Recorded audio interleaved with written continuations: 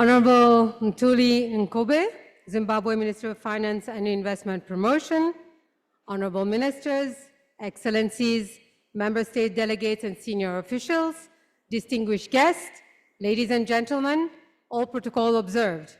Welcome, bienvenue, salibonani, mangwanani.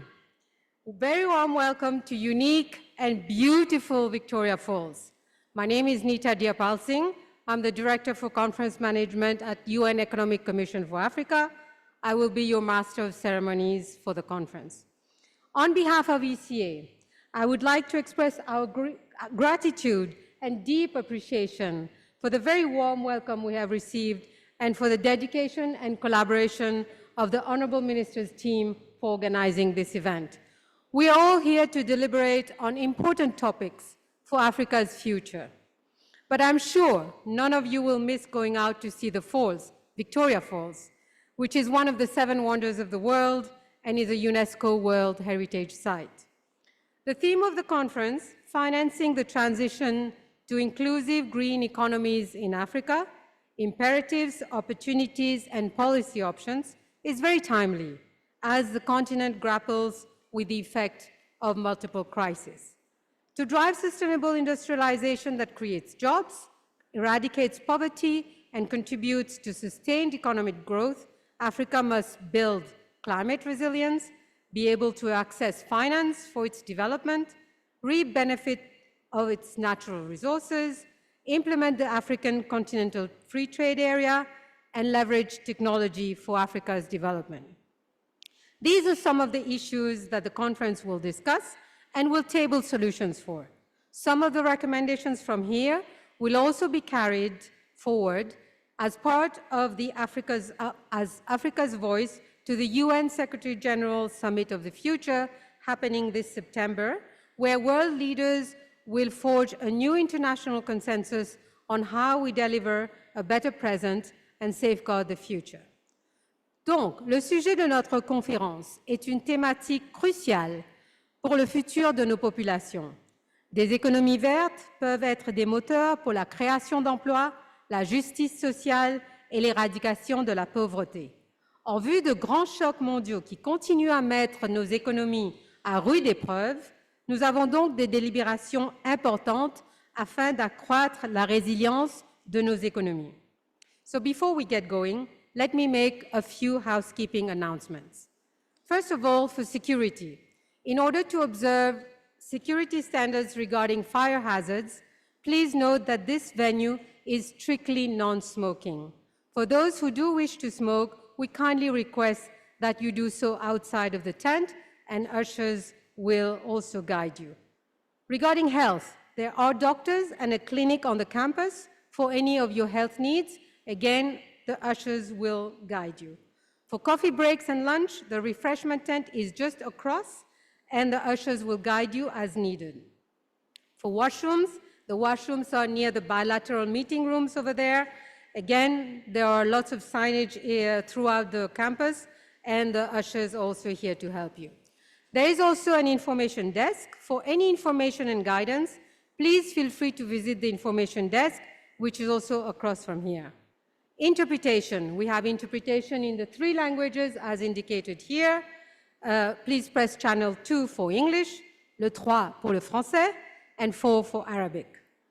Regarding Wi-Fi, we have open Wi-Fi here. The network is COM 2024. There's no password. We also have an app called COM 2024, which you can get on the App Store or the Play Store. And in the app, you will find under the menu, there's a flow map, and the flow map gives the whole layout for this whole venue. Knowledge fair. There's a knowledge fair tent just across from where you come in, and the government of Zimbabwe has also set up a venue for the Museum of African Liberation. We kindly invite you to visit those. Other activities on the campus, there are local women artisans who are selling local handicrafts in one of the tents here. I urge you and encourage you to support women empowerment. I even got this here, so in the tent. Very beautiful local handicrafts here.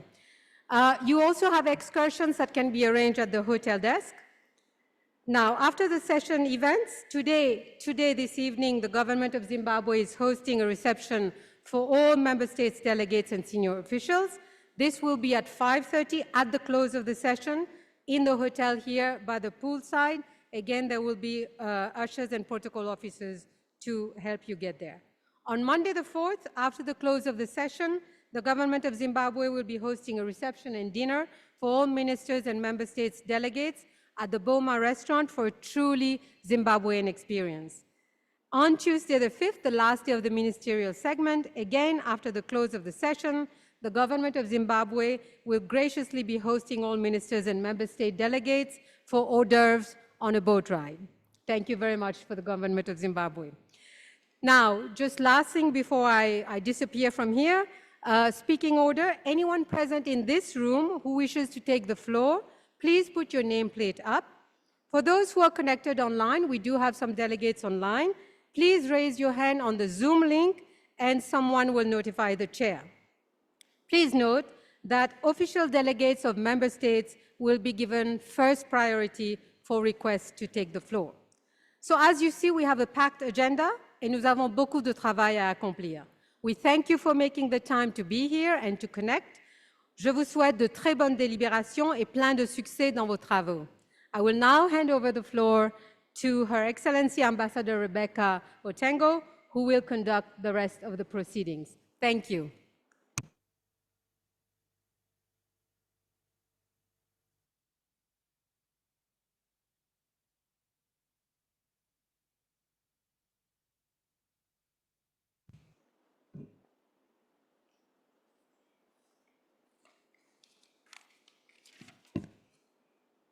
Your Excellency, Professor Muthuli Nkube, the Minister of Finance, Economic Development, and Innovation Promotion of the Republic of Zimbabwe.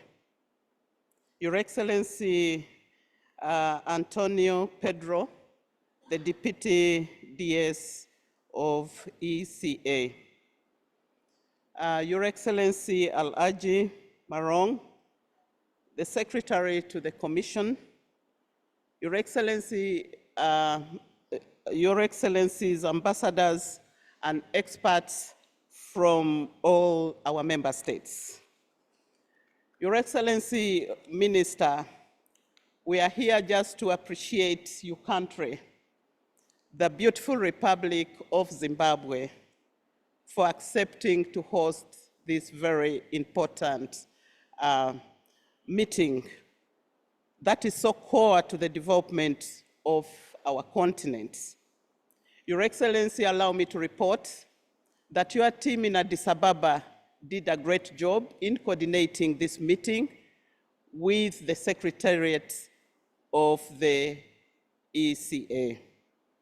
We'd also like to really let the people of Zimbabwe know that we treat this as a core country of the continent because of your resilience and the Pan-African spirit.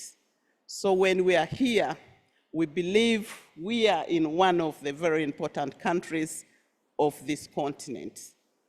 Your Excellency, we are going to be here for 1 full week, and we are going to take advantage to look around, but also do a lot of work. And at this point in time, Your Excellency, we are still not going to get into the depth of our work, but we'll report that when the ministers do arrive.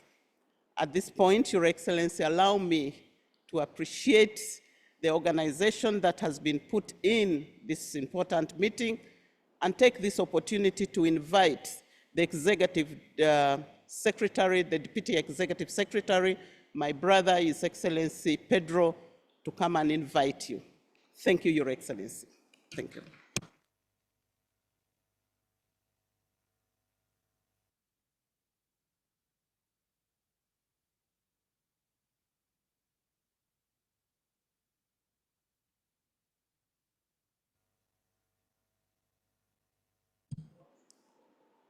Good morning, Mangwanani Akanaka, Your Excellency Rebecca Amuke Otenga, Chair of the outgoing Bureau, Professor Mthuli Nkube, Minister for Finance, Economic Development and Investment Promotion of Zimbabwe, Your Excellencies, distinguished delegates, ladies and gentlemen, colleagues.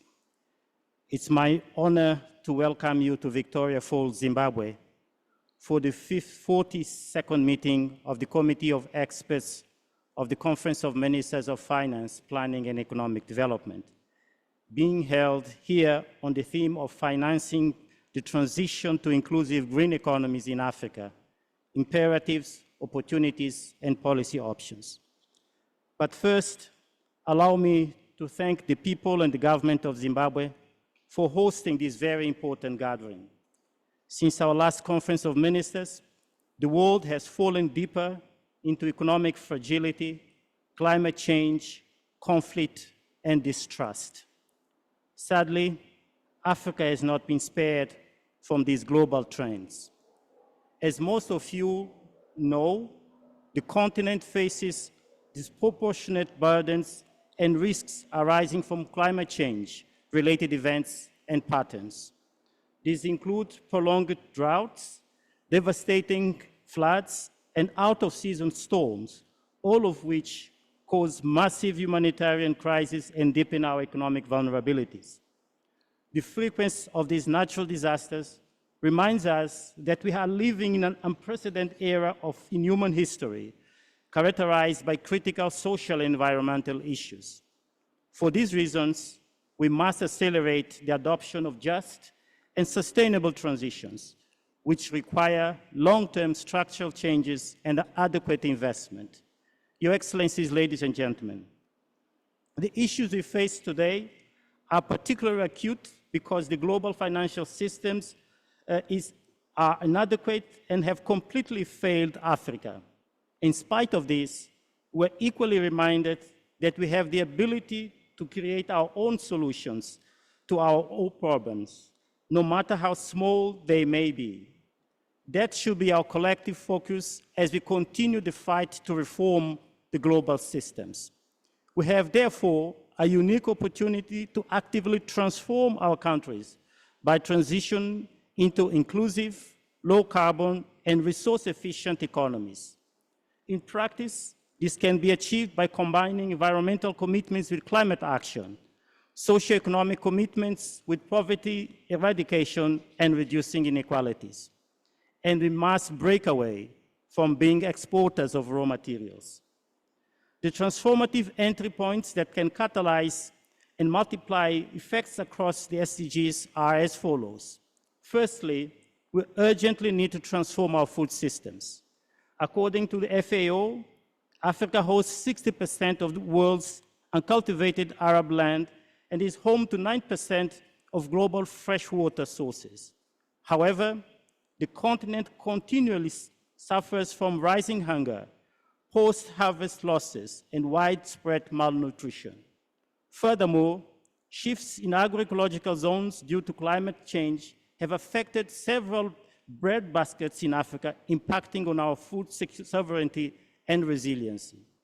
To transform our agriculture and food systems at scale, we must prioritize the development of regional value chains by de-risking investment and fast-tracking the implementation of the African Continental Free Trade Area. These measures will help to insulate the continent from global food security shocks. Secondly, we need to enhance energy access and affordability. Less than 2% of global clean energy investments flow to Africa. Meanwhile, over 600 million Africans, representing 52% of its population, do not have access to electricity. This sobering truth, after 60 years of independence for most African countries, cannot be allowed to continue. We must embrace the transition to affordable, renewable energy by making the most of our solar, wind, and geothermal resources, as well as our green hydrogen potential. This would make our products globally competitive by meeting the most stringent carbon adjustment measures. Thirdly, we must increase digital connectivity and inclusion. Internet penetration on the continent remains low, with only 40% of Africans using internet, revealing a digital divide that prevents our member states from taking full advantage of the digital age and accessing technological solutions that are available elsewhere.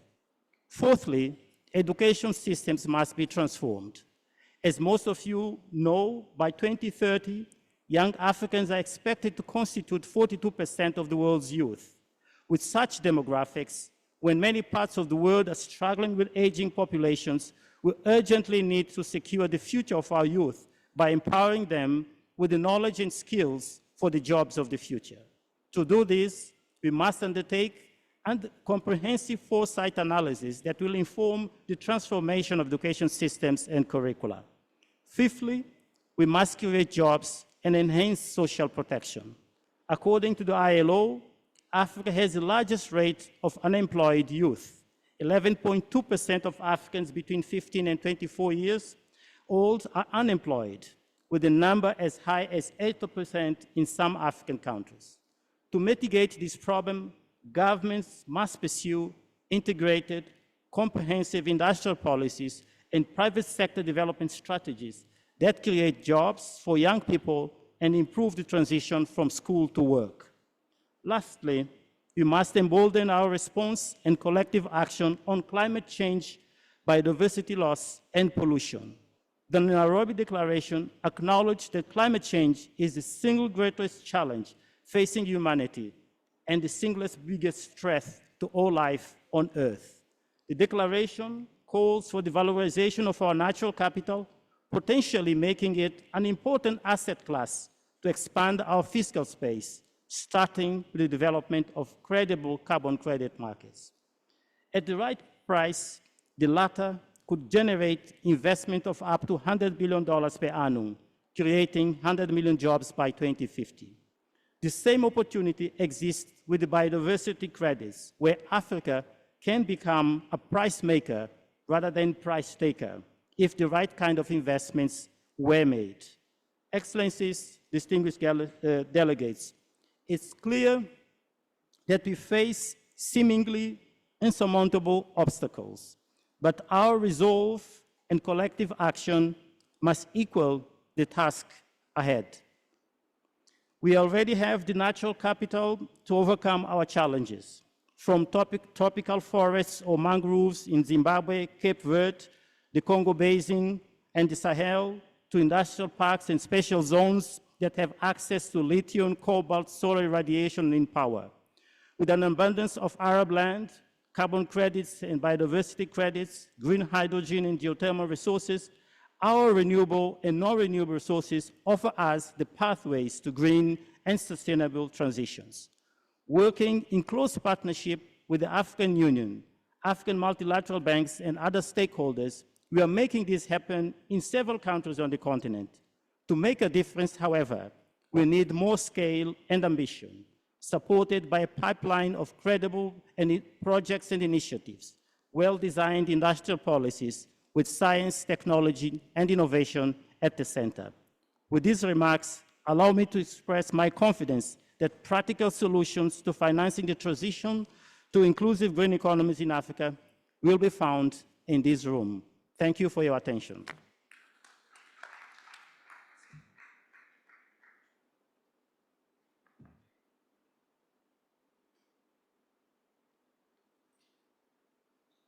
It's my honor and privilege now to invite Professor Mthuli Ncube to deliver his statement. Thank you.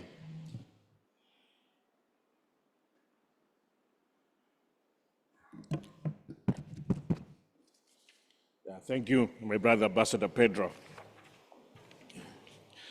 I recognize the Executive Secretary of the United Nations Economic Commission for Africa, Dr. Clever Gatete. I recognize the Deputy Executive Secretary for UNECA, Ambassador Pedro.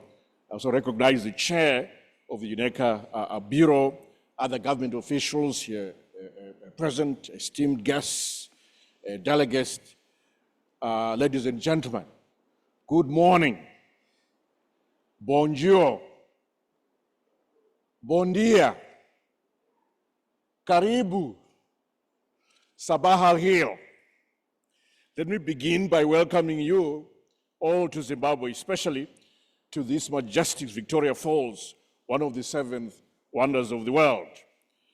I wish to express our deepest appreciation for the opportunity to host the 56th session of the UNECA Conference of African Ministers of Finance, Planning, Economic Development, running under the theme, Financing the Transition to Inclusive Green Economies in Africa, looking at the imperatives, the opportunities, and the policy options.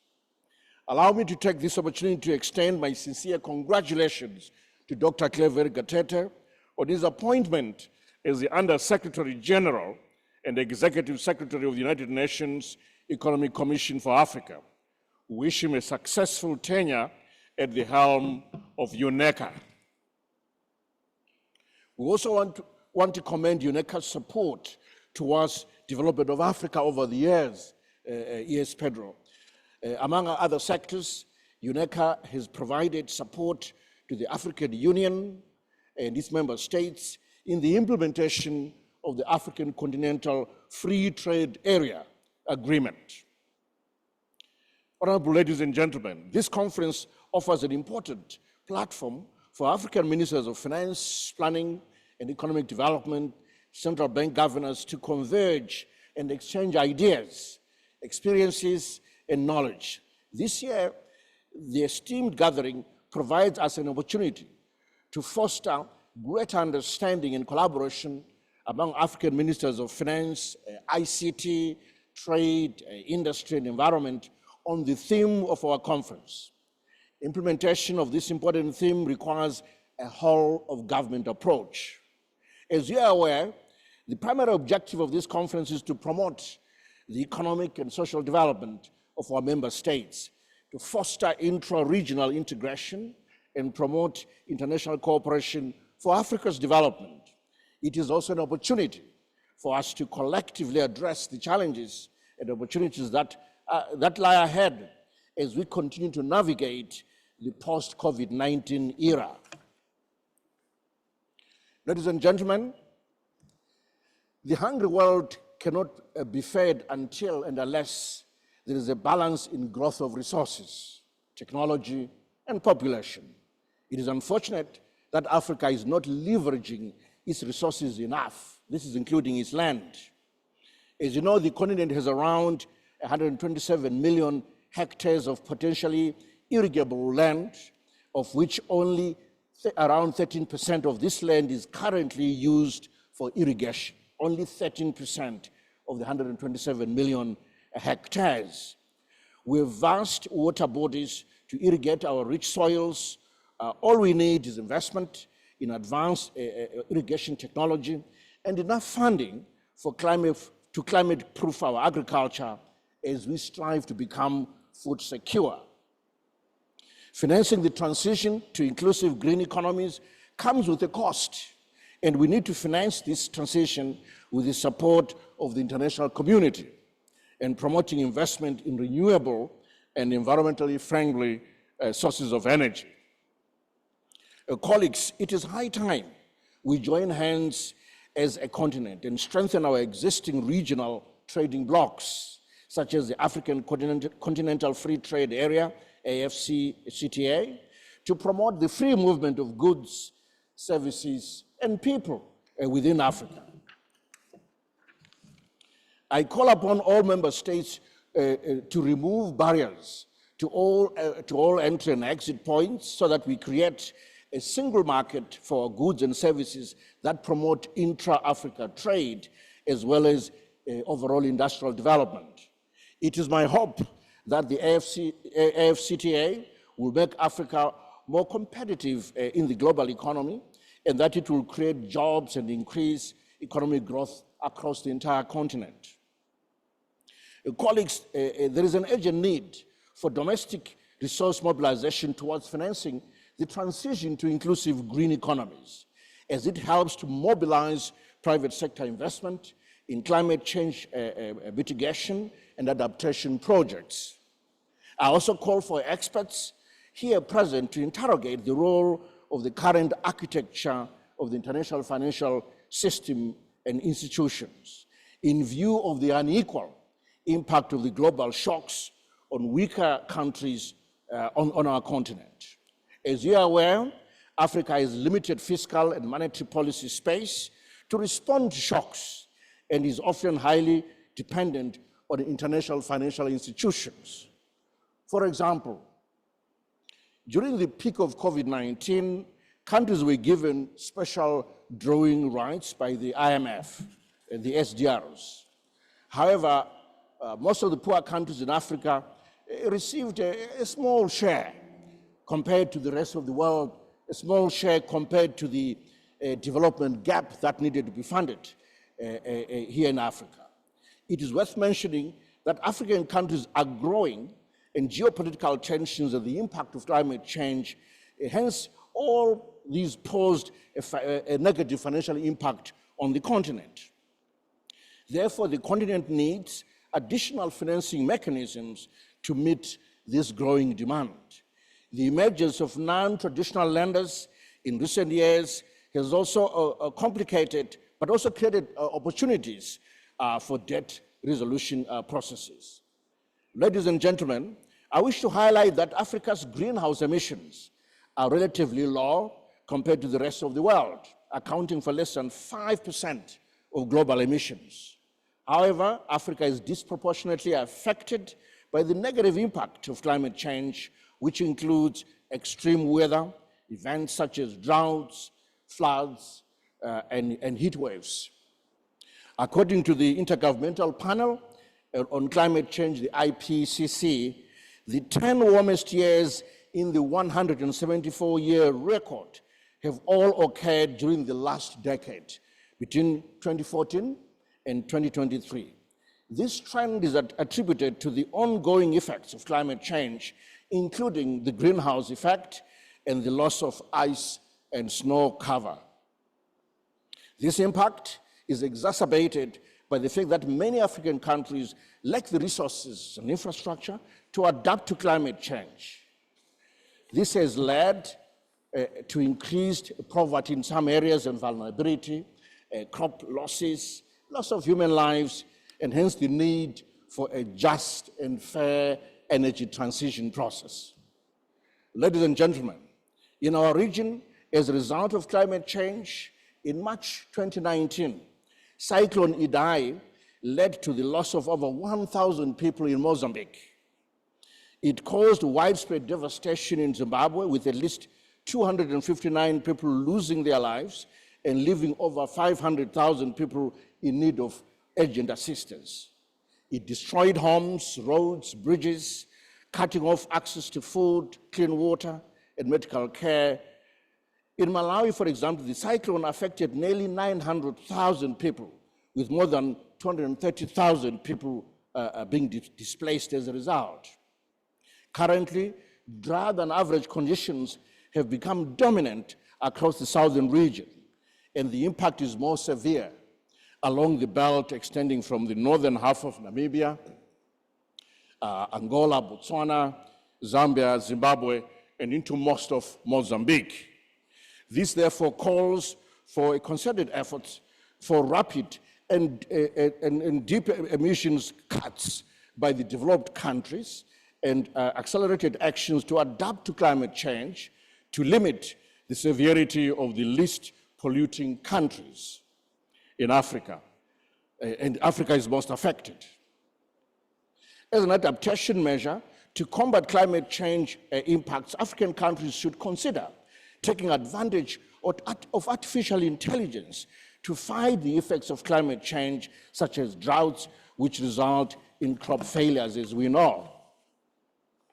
According to the United Nations Environmental Programme, UNEP, the total cost of transitioning to a low carbon and climate change resilient economy in Africa is estimated at around 130 to 170 billion US dollars annually between now and the year 2030.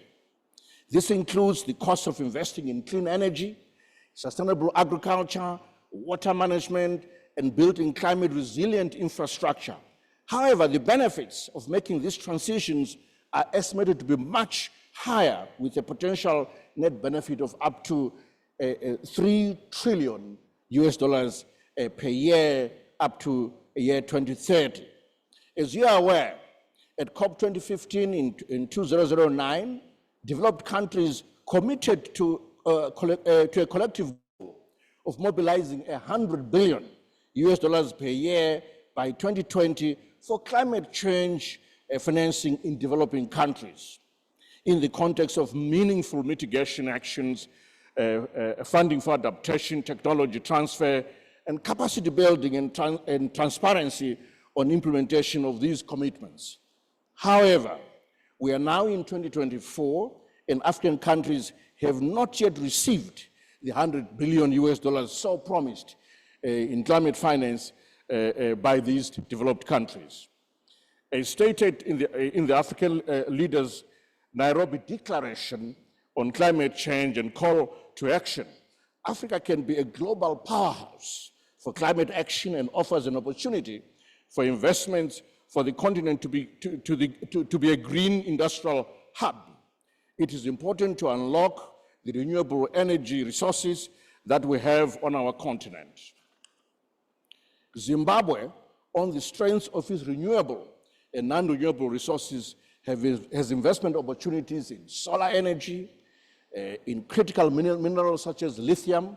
Zimbabwe has the largest deposits of lithium on the African continent, for example. The nearby Zambezi River, on which Victoria Falls is found, provides a huge opportunity for hydropower. So far, we know that Zimbabwe, Zambia, and Mozambique are extracting hydropower from this river with incredible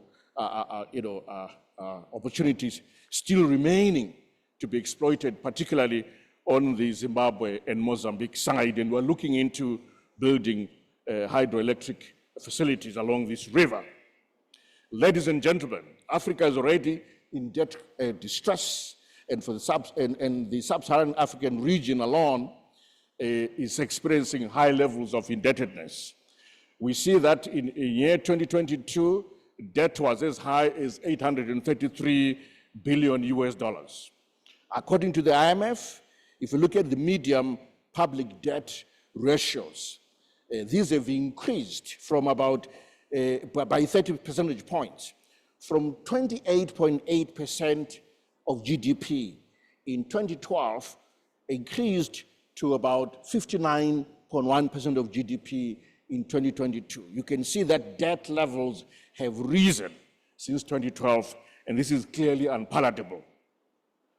The increases over the last decade are due to a series of shocks, including the COVID-19 pandemic, climate-related events, natural disasters, and high international prices of food, fuel, fertilizers in the aftermath of the geopolitical tensions and conflicts. Worth noting are efforts put in place through the G20 Common Framework for resolving resolving sovereign debt crises. The framework aims to provide a coordinated and orderly approach to debt restructuring to prevent and resolve debt crises while promoting economic growth and development. The current market environment has become challenging for many African countries, with access to market financing tightening up and becoming very expensive, as advanced economies have raised interest rates to fight inflation, and international investors have become more risk averse. Official financing flows are also trending downwards relative to the country's economic size and needs. As a result, it is becoming increasingly difficult for countries to roll over their maturing debt, forcing them to make difficult policy choices, including defaults. In this context, debt restructuring has become a growing concern for African countries that are experiencing debt vulnerabilities and risks to debt sustainability. In view of the above challenges, access to finance for Africa must be made cheaper and easier.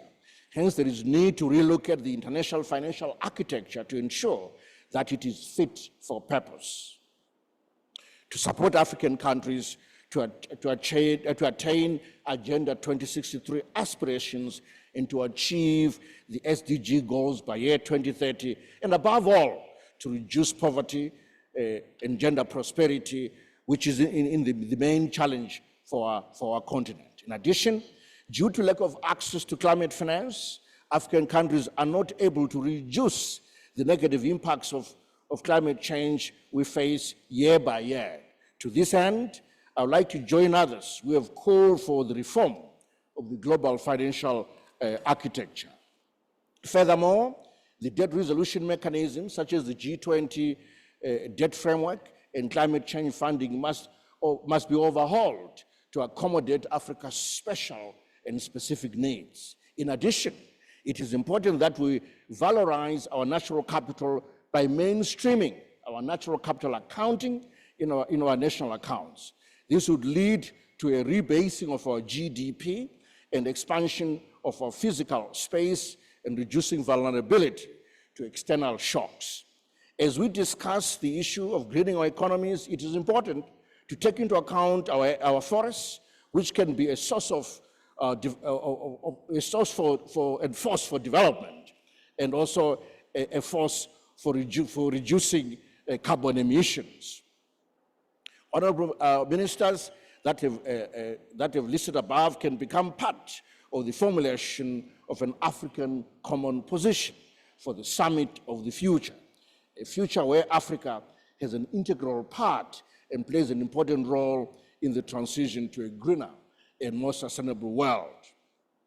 This will be a future where Africa uses its natural resources to foster its industrialization and economic diversification, ending the export of raw materials.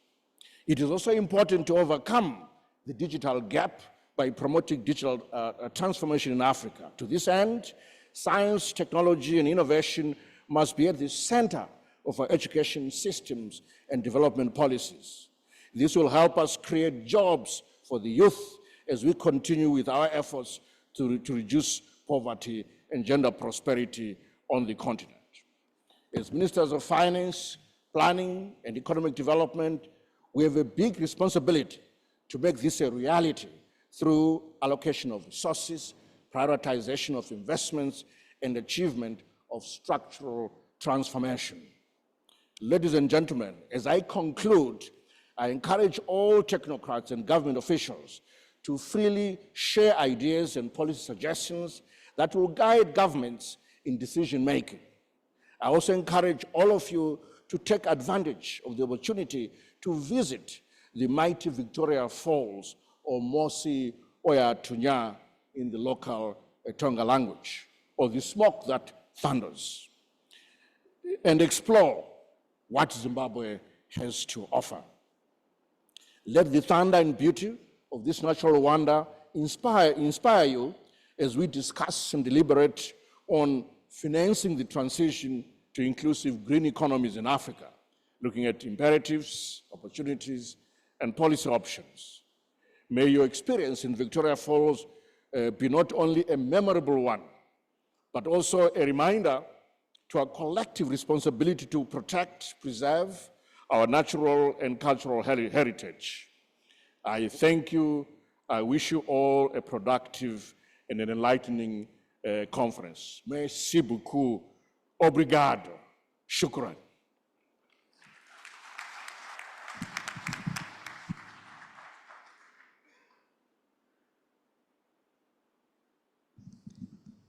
Thank you, Honorable Minister, for your very detailed exposition. We just know that the conference will be in the right hand, because if you are the one steering us for the next 1 year, then we are on the right track. Your Excellencies, allow me to propose that after listening to the Honorable Minister, we can't do much, but you need to stretch and take some coffee and meditate and really look at what the Minister told us, because it's a guiding light that is given unto us. I'm going to graciously give you 30 minutes to go and stretch, wash your hands, and take a cup of coffee, then we return. I would They are giving me the right time. So 10 minutes to 11, we should all be in the room. And I propose that you sit behind your flag so that we are able to know who is here. Thank you. I now adjourn up to 10 minutes to 11. Thank you. Thank you, Honorable Minister.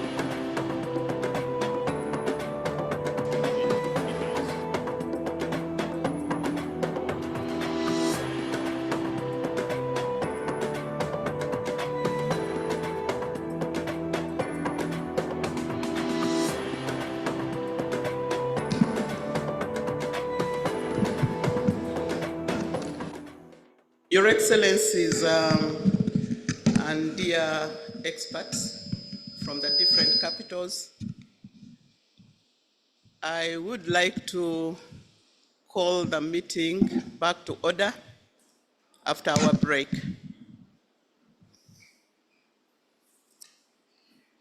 May I once again take the opportunity to thank the Minister for gracing the opening ceremony and the ES for also giving very good exposition to us.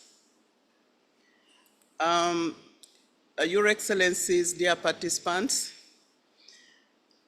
we are going to a very important stage of our meeting, as shall be cast on the screen, that we now move to the election of the new Bureau and adoption of the agenda and the program of work. I would like to invite the Committee of Experts to turn to item 2 on the provisional agenda, and it's entitled Elections of the Bureau and Adoption of the Agenda and Program of Work. It must be amongst your documents, and it's contained in the document that we are going to refer to as E/COE/42/3-Rev2, just amongst the package that you have with you and also on the screen. I would like to report that as the outgoing chair, I organize a series of consultations in Addis Ababa between the outgoing Bureau members, each of whom in turn organize consultations within one of the 5 sub-regional groupings that he or she represents. The outgoing Bureau took into consideration the tradition and practice of the ECA, Conference of Ministers, also ensuring representation of all the sub-regional groupings in the Bureau and the principle of rotation. For your information, the composition of the Bureau for the last 22 sessions can also be found in the annotated provisional agenda in your package. On this basis of consultations, the following has been received as the nominations for the Bureau of the 56th session of the Commission. Chair, Zimbabwe for Southern Africa. First Vice Chair, Egypt for Northern Africa. Second Vice Chair, for Central Africa, they are still consulting. Third Vice Chair, Cote d'Ivoire for West Africa, and Uganda remains the rapporteur.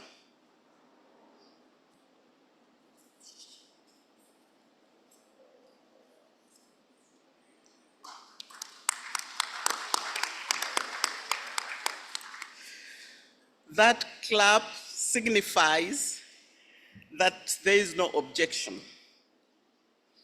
I would also like to propose that, basing on our standing practice, an ad hoc drafting committee shall be established in this session too.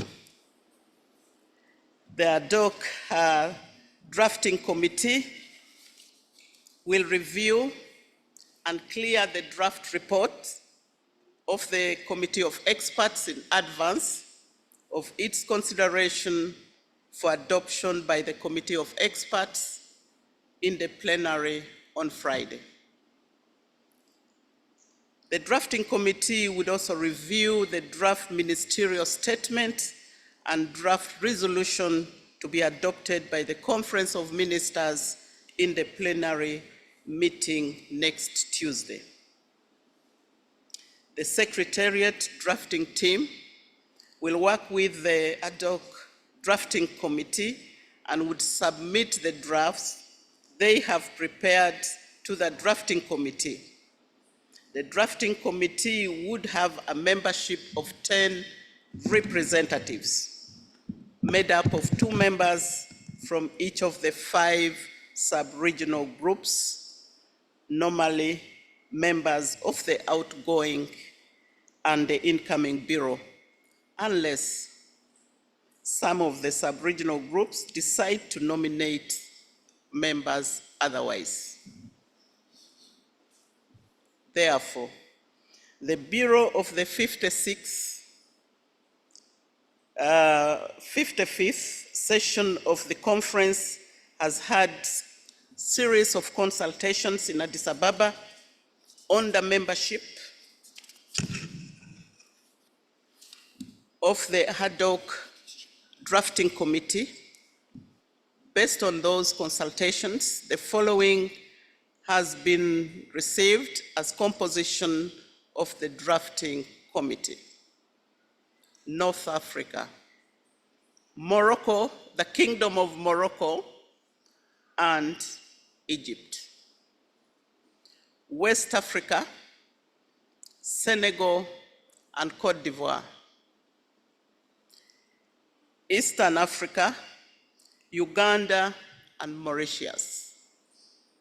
Central Africa, Equatorial Guinea, we are waiting for the second member state. Southern Africa, South Africa, and Zimbabwe. You are not clapping?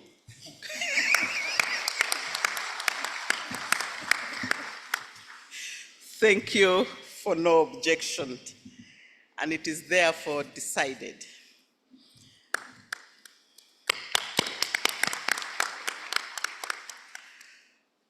I would like to take this opportunity to express our gratitude to everyone who has worked with us for the success of our mandate.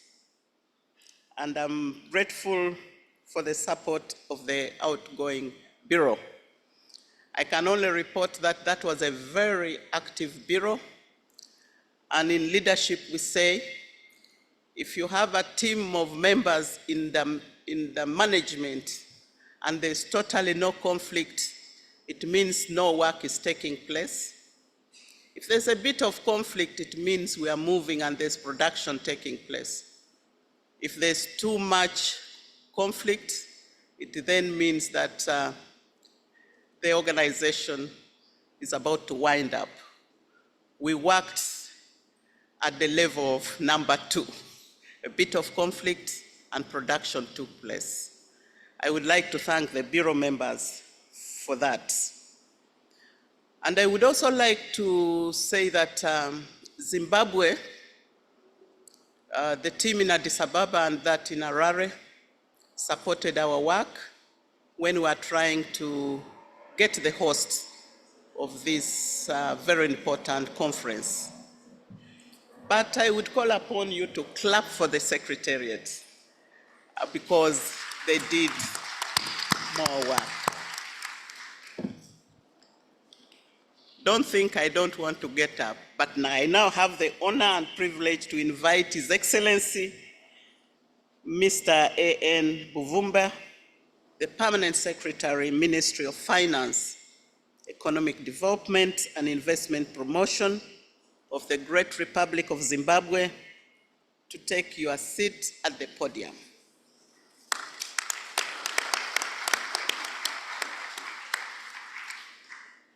Is now the incoming chair of the Committee of Experts and is taking his seat at the podium, and he will steer the remainder of the meeting. Your Excellency, you're welcome.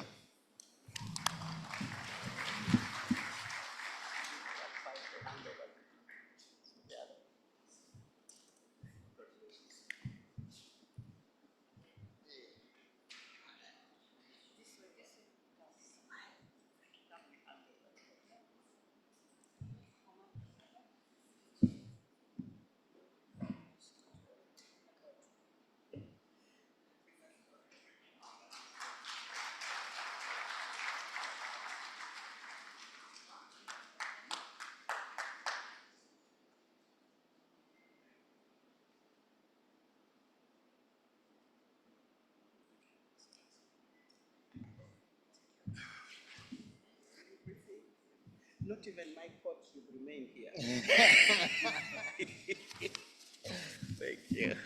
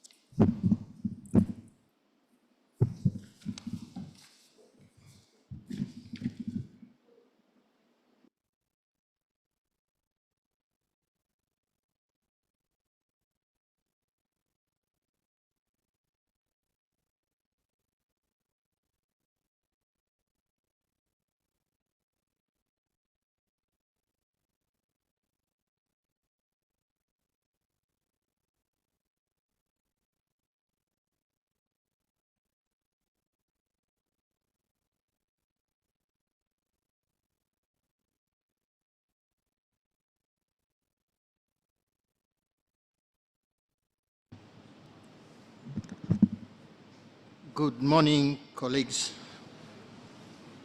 Let me first of all welcome you all to Zimbabwe, which is being held here at the magnificent Victoria Falls. I hope you'll enjoy the lovely environment we have and also the beauty around us. On behalf of the government of the Republic of Zimbabwe, let me thank all the member states for electing Zimbabwe as the chair of this conference, and we humbly accept this responsibility over the next 12 months. Thank you so much. Let me also thank the members of the Outgoing Bureau under the chair of my sister from Uganda for the sterling work which they undertook. Well done, colleagues. Thank you so much. I have noted that we have a loaded agenda for the next 3 days, so we need to be focused in our deliberations, keep time, and make sure that what we are discussing results in productive solutions for the continent. So I'm looking forward to your cooperation and looking forward to the 12 months ahead for us to be productive and results-oriented in our focus. On behalf of the 42nd meeting of the Committee of Experts and 56th session of the Conference of African Ministers of Finance, Planning and Economic Development, I would like to extend my deepest appreciation to the government and people of the Republic of Zimbabwe for their cooperation and generosity in hosting this year's gathering. Please allow me to begin by thanking the outgoing chair, which I've done, and all members of the Bureau. I think they've achieved sterling work and results. Honorable ministers, distinguished ladies and gentlemen, delegates, well, as I've already said, we are grateful for this honor to be chair, and we are committing fully to the progress and successful 12 months. And we will be articulating our areas of focus for the next 12 months. Let me also go on to express our issues as we go forward. I think one of the issues for Africa is the Sustainable Development Goals. I think that has been critical and foundational in most of the policies and activities and programs for Africa. This, of course, is being guided by Agenda 2063. And at this juncture, it is very important for us to see progress and also assess how progress is being achieved by the various countries in Africa on these two critical focus areas. I think the issues on the progress we have achieved, there are risks associated going forward. Some are high, some are medium, some are low, but I think all risks, we need to mitigate the risks for us to achieve the Sustainable Development Goals and our Agenda 2063. I think one of the critical imperatives is the financing of the transition to inclusive green growth which is very critical for Africa. As my honorable minister has already talked about, we are the least polluters, but the worst hit by this, by the climate change. So we need to accelerate progress towards mobilizing resources and also in that process towards SDGs achievement and Agenda 2063. I think what will be critical for Africa going forward is to ensure sustainable and equitable growth, and also which is inclusive. I think the critical issue for me is we're always talking of potential. Africa is potential. I think we now need to move to action and results. We've talked too long of potential and the natural resources, etc., etc. I think strategically we need now to focus on results. The jobs, creating food security, ensuring we have sustainable health systems, education, etc. So I think during our tenure, we'd want to see actionable programs and results-oriented programs, and we should be measured in terms of what we are doing as we go forward with our program. So for me, let's have action, action, and action. I think today we'll be focusing on the issues relating to synergies between domestic and international financing. I think we'll look at issues both for the private sector and public sector, and also the development financing framework, and the issues of debt vulnerabilities which have taken center stage for Africa. We know there are various countries now in debt distress, so it's a critical issue we have to look at. One of my critical issues will be the G20 common framework, which has been slow in response to our challenges for those countries facing these issues. I know my neighbor Zambia has been at it for too long, and this is not really acceptable. We need agile solutions for these debt vulnerabilities. I think also there are issues which are critical for us in terms of domestic resource mobilization, where if you look at the percentage of GDP of revenues, they are very low for some African countries. So we need to enhance our capabilities on tax administration and also all the critical areas relating to revenue. And I think one of the critical areas we have avoided as Africa, which is a big drain for Africa, is the illicit financial flows. This area we duck and dive, and we are not going head on with this critical issue. The resources are going out, and the studies have shown that this is a huge drain on Africa, and it's even bigger than ODA. So really, I think it's an area which I would want to urge the ECA, also together with other international financial institutions like the ADB, etc. We work on this also issue. I know the AU also, they commissioned a report by the former president of South Africa on this issue. So I think it's something we need to take much more seriously and boldly as we move forward as Africa. I think for me, it's one of the areas I also raised when I was at the World Bank in terms of issues relating to illicit financial flows. So I think we need solutions. We've talked enough, we've researched enough on these issues. I think we need action now going forward. I know we also focus on concessional financing, but for me, it's concessional financing versus the abundant resources we have. I think if we lock our resources and make them sweat, the issue of concessional financing for Africa will not be necessary. And I firmly believe in this. We have the land, we have the resources and everything. Why are we going out, begging out there for concessional financing? We have enough resources. Let's exploit our resources. Let's maximize the resources. So this is my take on issues of, whilst concessional financing is okay, but I think it's high time Africa stood up and made its assets sweat for the benefit of the poor.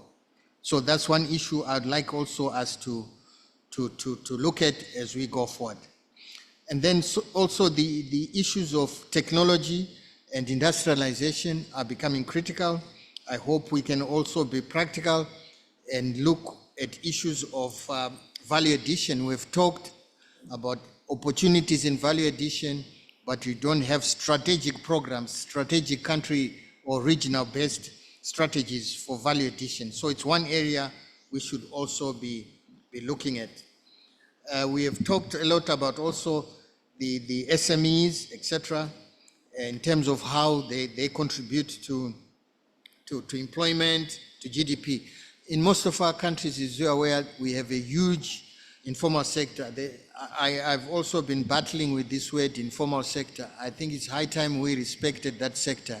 If a sector is contributing over 60% of your GDP, I don't think you can no longer call it informal. So I think it's an issue of not demonizing this sector. Let's look at how we can increase its competitiveness, its productivity, etc.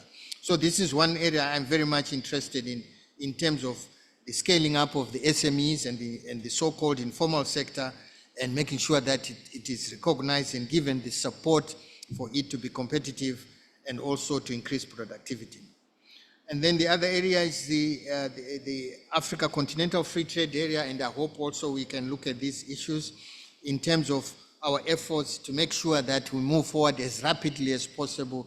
I know there are programs up there with the Secretariat, but I hope we can fast track this area so that we can be a giant in terms of the market potential we have. Again, we need to move from a potential to realization of the benefits of this huge market which we have in Africa. I think also we acknowledge the huge opportunities being presented by the Africa Continental Free Trade Area, and the resilience and also the contributions from each country. But I think now we need to focus on concrete actions. How do we move forward with implementing what we've agreed to? So in conclusion, on behalf of the incoming Bureau, I would like to assure that we'll do our best to work with all of you and with the ECA leadership team to bring strategic foresight and innovative ideas to scale, exploring financing opportunities and the exploitation of our natural resources for the benefit of the continent, to ensure that we address the inequality and vulnerabilities on the continent, as well as propel Africa onto a sustainable, prosperous, equitable, and development path and beyond. I'm very confident that our deliberations on the serious issues on the agenda will be productive and lead to concrete outcomes for the benefit of our people and our continent. I look forward to collaborating with each of you to achieve our shared goals and make positive impact on our dear continent. I thank you.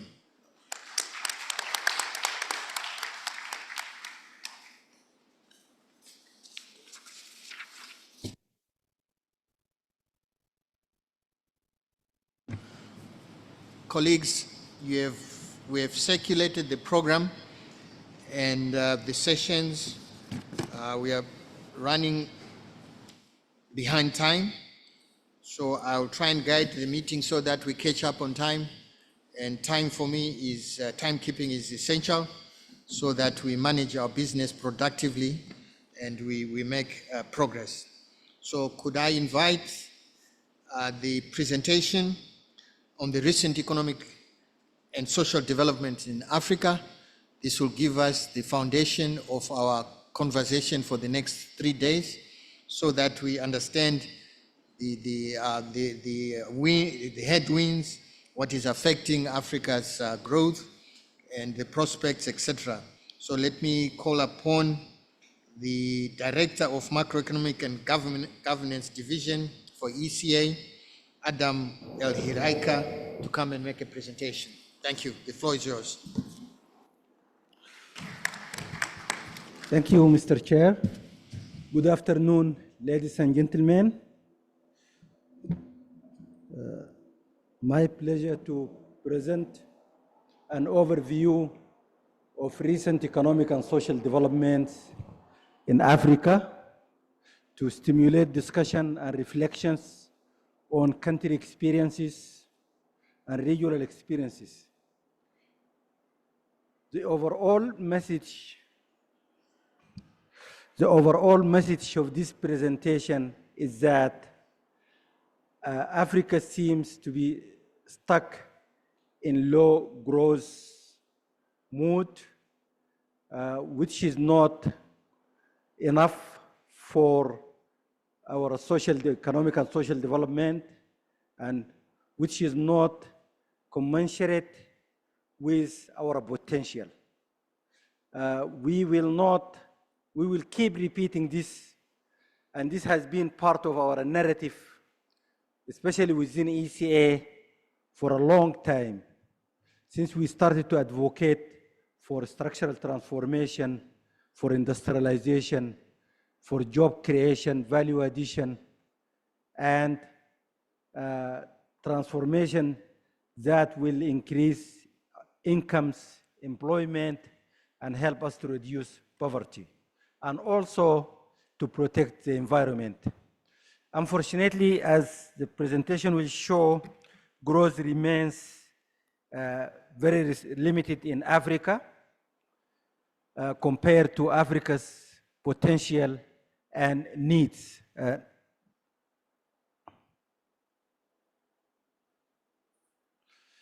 In 2023, the world economy showed 2023 and 2024, the world economy grew at modest rates of 2.7% in 2023, and 2.4% is expected to take place in 2024.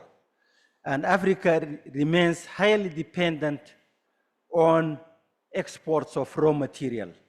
So whatever happens in the global economy will affect growth in Africa. So economic growth in Africa has declined to 2.8% in 2023, down from 3.1% in 2022. As I said, Africa continues to rely heavily on primary commodity production and exports, and changes in commodity prices globally affect Africa in two ways. Recently, as you all know, food commodity prices have increased and remained elevated for a long time.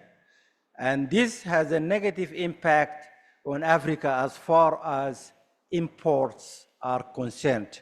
On the other hand, primary commodity, especially minerals, prices have declined over the last few years. And this has a negative impact on export revenues. So the two types of changes are not good for Africa. Recently, of course, as you all know, there is a decline in global growth because of the financial crunch, global financial crunch, and the slowdown in demand especially for exports. Yet we expect growth in Africa to recover this year to 3.5% and reach 4.2% in 2026. When we look at growth by region, we find that East Africa is leading Africa's regions, sub-regions, growing at around 5.5% in 2023. And East Africa has been actually leading Africa's growth for quite some time, thanks to sustained investments, especially in infrastructure and private consumption and government consumption, as well as net exports. Growth in Africa by sub-region is also led by growth in West Africa at over 3% in 2023, and then there is a recovery in North Africa. However, growth in Southern Africa continues to be low, especially in large economies like South Africa.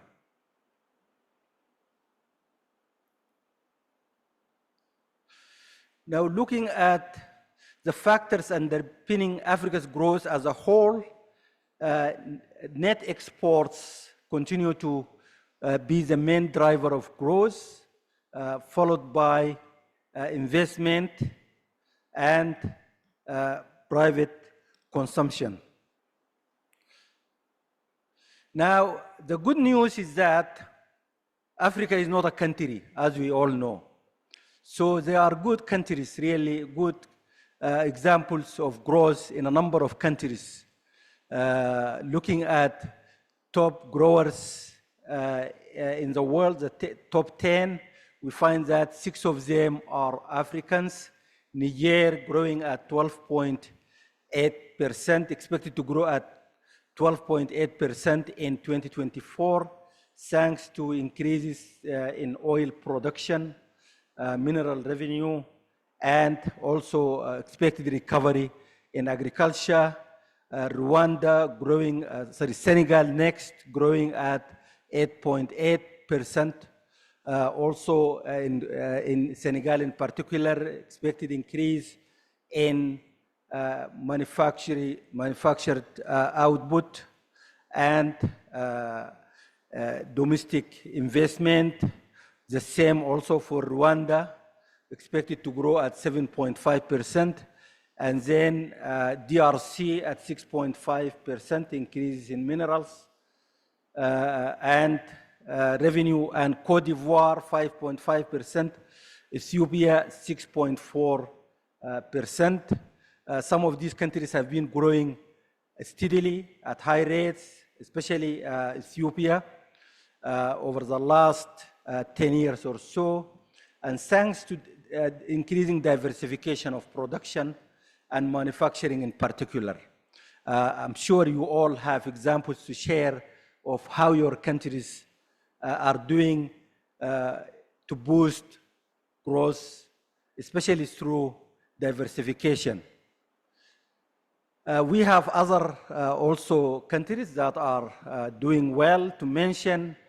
We have Benin, Uganda, and Guinea, and Cote d'Ivoire, and Guinea-Bissau.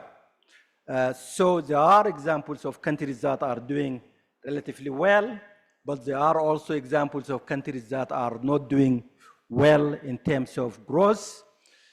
Now going to fiscal performance,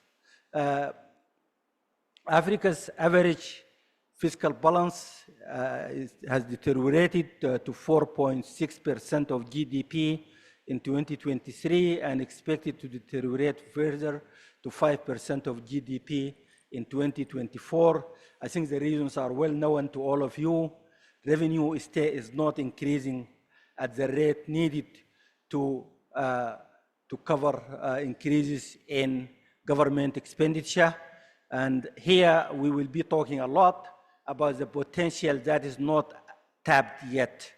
Africa, we have demonstrated in many reports that Africa has the potential really to increase domestic revenue mobilization, especially tax revenue, through improved tax administration and policies, and through innovative sources of finance.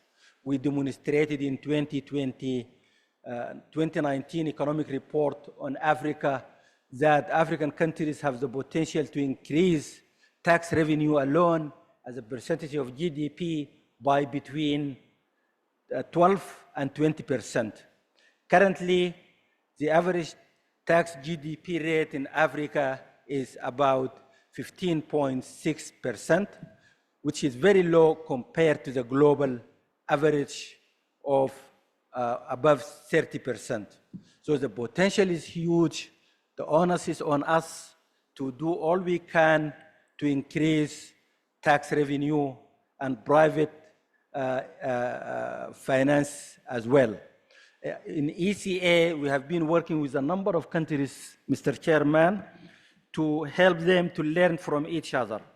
For example, countries like Egypt did a lot of work to increase tax revenue over the last 10 years, and we have been supporting countries like Libya, Sudan, Mauritania, to learn from them. Also, countries like Kenya are doing relatively well in terms of tax revenue, especially excise tax revenue, and we supported some countries like Ethiopia, South Sudan, and Tanzania to learn from these experiences. There are a lot of experiences within Africa that African countries can learn from. And these countries have very similar context, very similar institutional constraints, so that it is easier for them to learn from each other than going to learn from advanced economies, for example. So the potential is there to address this fiscal gap, fiscal imbalance. Forecast indicate that debt will reach above the pre-pandemic level. Africa's external debt was estimated at 1.8 billion by the end of 2022. This is huge, representing 65.2% of GDP. And this is huge. His Excellency, the Minister of Finance of Zimbabwe, and many speakers, the DAS, Bidro, spoke about these debt issues and the need to address Africa's debt problem, with 8 countries in debt distress, 13 countries expected to be in debt distress, at the risk of debt distress. So there is a need for African countries to work with partners to address this debt problem through debt relief, debt restructuring, and also there is a need for African countries to internally work on how to address the issues of debt. Of course, increased mobilization of domestic resources and promotion of exports are some of the means through which African countries can address the debt issues.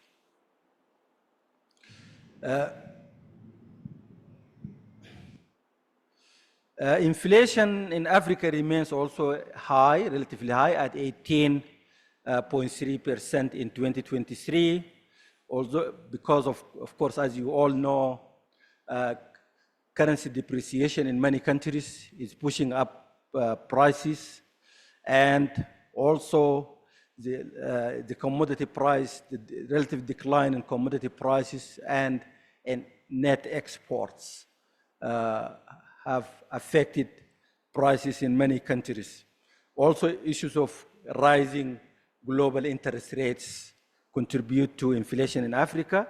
Yet the expectation by ECA is that in the short to medium term, inflation is expected to moderate to 14.5% in 2024 and 10.6% in 2025.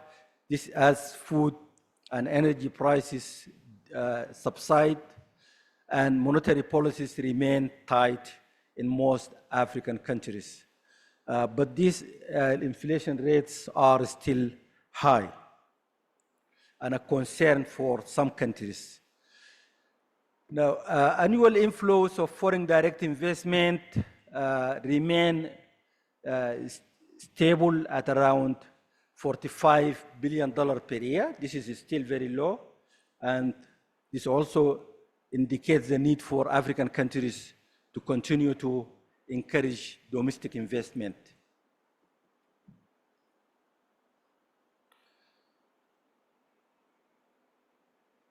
Well, now coming to trade, and this is a very interesting story, which my colleague Stephen will talk more about. And we have to take notice of opportunities for Africa. As I said, net exports, as exports minus imports, have been the main contributor to Africa's growth in recent years. This is a very good, and positive aspects of Africa's growth. So there is a potential for Africa to increase growth through trade. And there are two sides to this trade. Of course, international trade and regional trade. When we look at international trade, the opportunities are there, but we continue to rely heavily on primary commodity exports that do not really bring the amount of revenues we need. Still, Africa's contribution to global trade is below 3%. And similarly, Africa's share in global income is below 3%. What we need to do is to process these primary commodities. And we will never stop talking about the need for processing, value addition, and so on, because this is the only way for Africa to claim its right share in the global economy. And Africa cannot continue to rely on primary commodities and exports jobs to the rest of the world, and also continue to have this number of poor, which I will talk about shortly. But when we come to regional trade, we see the huge opportunities there, and huge opportunities for Africa to promote industrialization, value addition, and income generation through regional exports. Currently, regional exports are about 110 billion US dollars. It looks small, but when we look at the composition of these exports, we find that 43% of them are in manufactured goods. This is what we have been talking about since we started to talk about the need for transformation and industrialization. Well, when some economists from the West were telling us, you cannot industrialize, you cannot trade among yourselves, you should continue to focus on primary commodities, production and exports. $110 billion of regional exports, 43% of them are in manufactured goods. This is huge in terms of percentage. So if we can increase regional exports to $1 trillion, 43% of them are in, or 50% of them are in manufactured goods, I can tell you that the continent will transform. The continent will create a lot of jobs, and we will be able to reduce poverty significantly. And this is exactly what we need to focus on. And as I said, my colleague Stephen Karinge will talk more about the opportunities provided by intra-Africa trade and the AFCFTA. Now, moving to the social development in Africa. Unfortunately, Africa today is a home to about 54% of the world poor.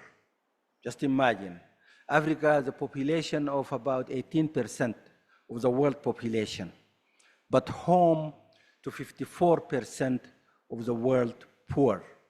And according to ECA estimates, 476 million Africans are expected to be under the poverty line in 2024.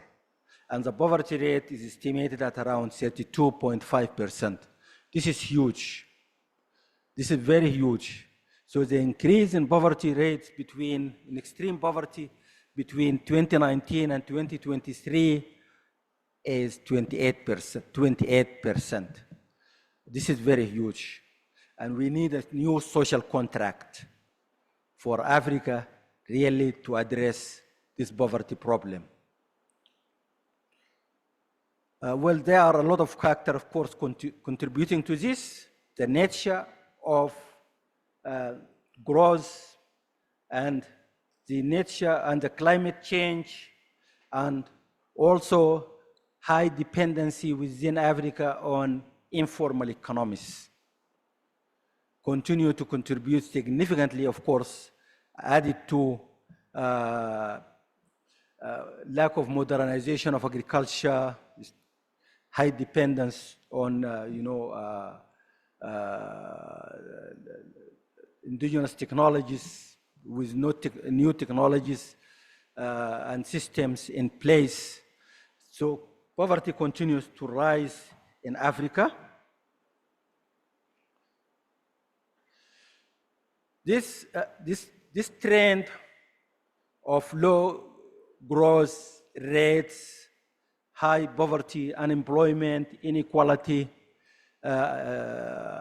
in Africa raises a lot of risk for our growth prospects. And the risk include the nature of production systems, consumption systems, as well as global risk in terms of sluggish global economic growth and tight global financial conditions, political instability and geopolitical fragmentation. We have seen political unrest in a number of African countries. I also spoke about high debt levels and high inflationary pressures. These are some of the risks and the opportunities we see in terms of African continental free trade area and adoption of innovative financing mechanisms, including climate finance, including debt for nature swaps, and so on. And African countries can take advantage of the global shifts, including the transition towards renewable energy.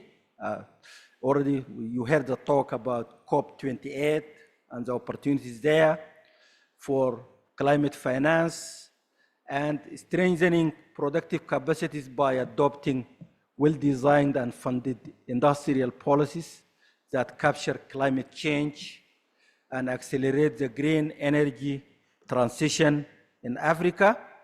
And in this context, I will talk shortly about a forthcoming report, edition of Economic Report on Africa, which is on just and sustainable transition in Africa. But before talking about that, let me briefly talk about key policy recommendations of this brief overview of economic and social conditions.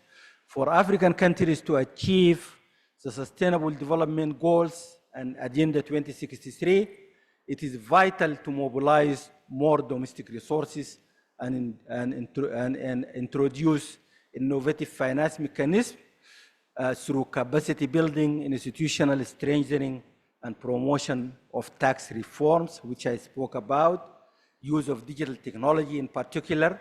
We have seen huge variation across countries. In some countries, the tax system or the public finance system, the whole public finance system is digitized.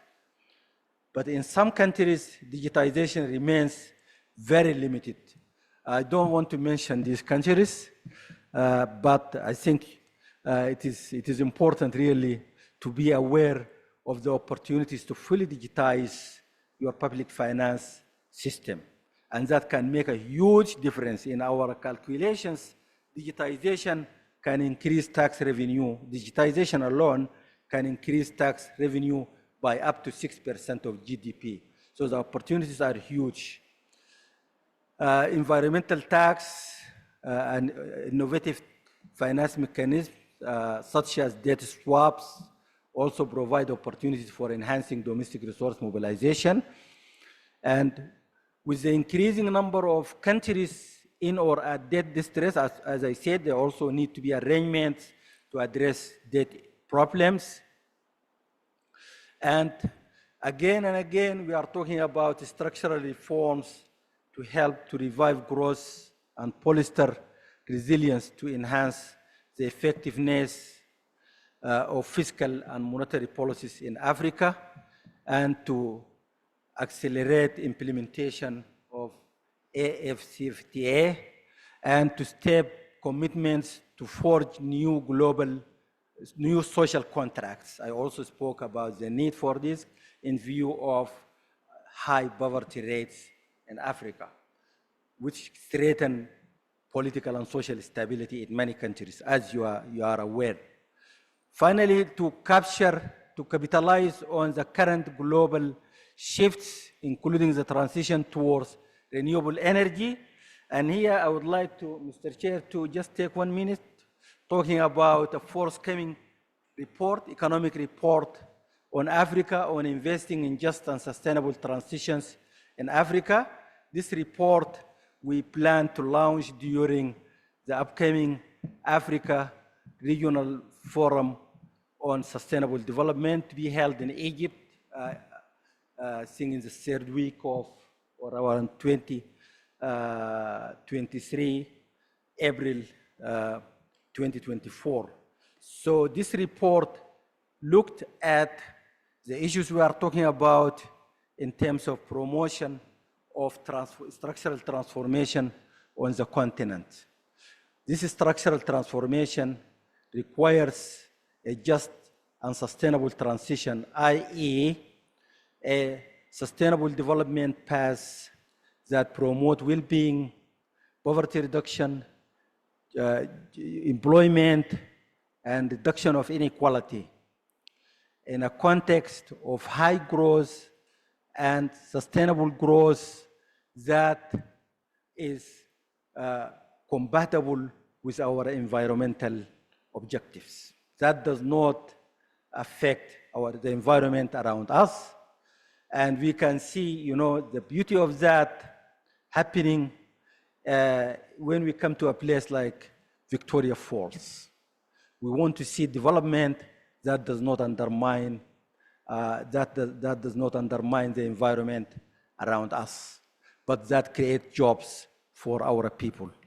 This is what we mean by just and sustainable transition in Africa, and this transition is possible given the resources we have, the natural resources we have in Africa, and the opportunities for us to use our minerals, critical minerals in particular, effectively and efficiently to create jobs and to add value. Again, we come back to value addition and industrialization as the only sure way for us in Africa to create jobs and to increase the value of exports. Let us stop producing and exporting primary commodities.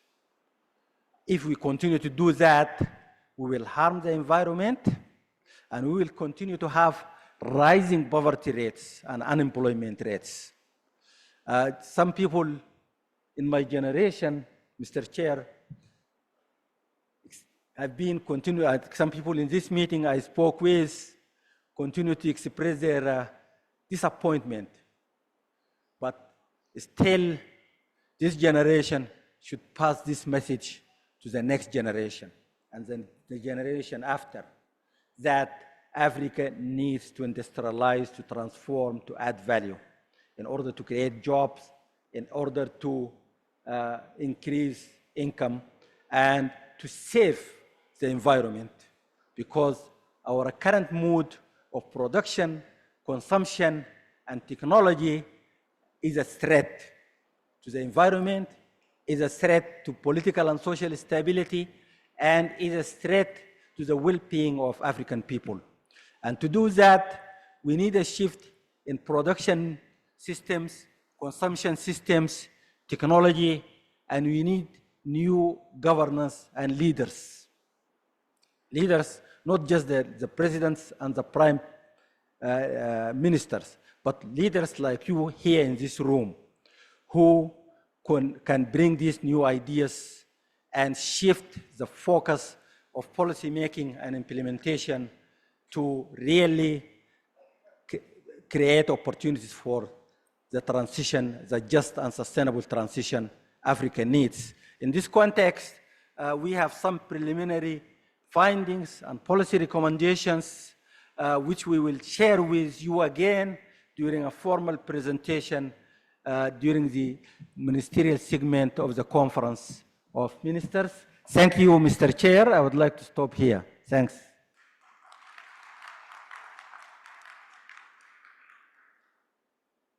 Thank you very much, Adam. Well, colleagues, you have heard the presentation, the usual issues we are talking about: diversification, fiscal space, debt distress, macroeconomic stability, trade, low trade levels in Africa, increasing poverty levels, political instability, etc., etc. So I would like us to go straight into 10 minutes of discussion. In terms of our discussions, let's be concise, and also let's offer practical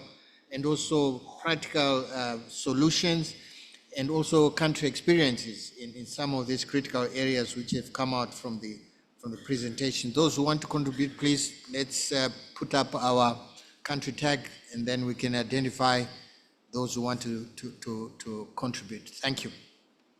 We open this for discussion.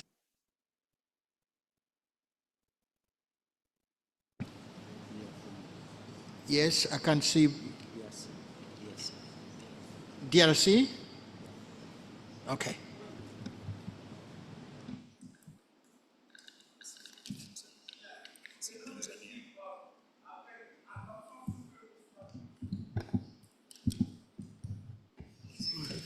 Nous venons de suivre avec attention soutenue les brillantes exposés des orateurs, mais nous les remercions pour leur contribution. Mais j'ai une observation à faire. Moi, je m'attendais au moment où d'autres pays accélèrent leur passage à des économies vertes, les pays africains doivent être prêts à exploiter les chances qu'offre cette transition en se dotant d'avantages concurrentiels dynamiques pour la production et l'exportation dans les nouveaux secteurs verts.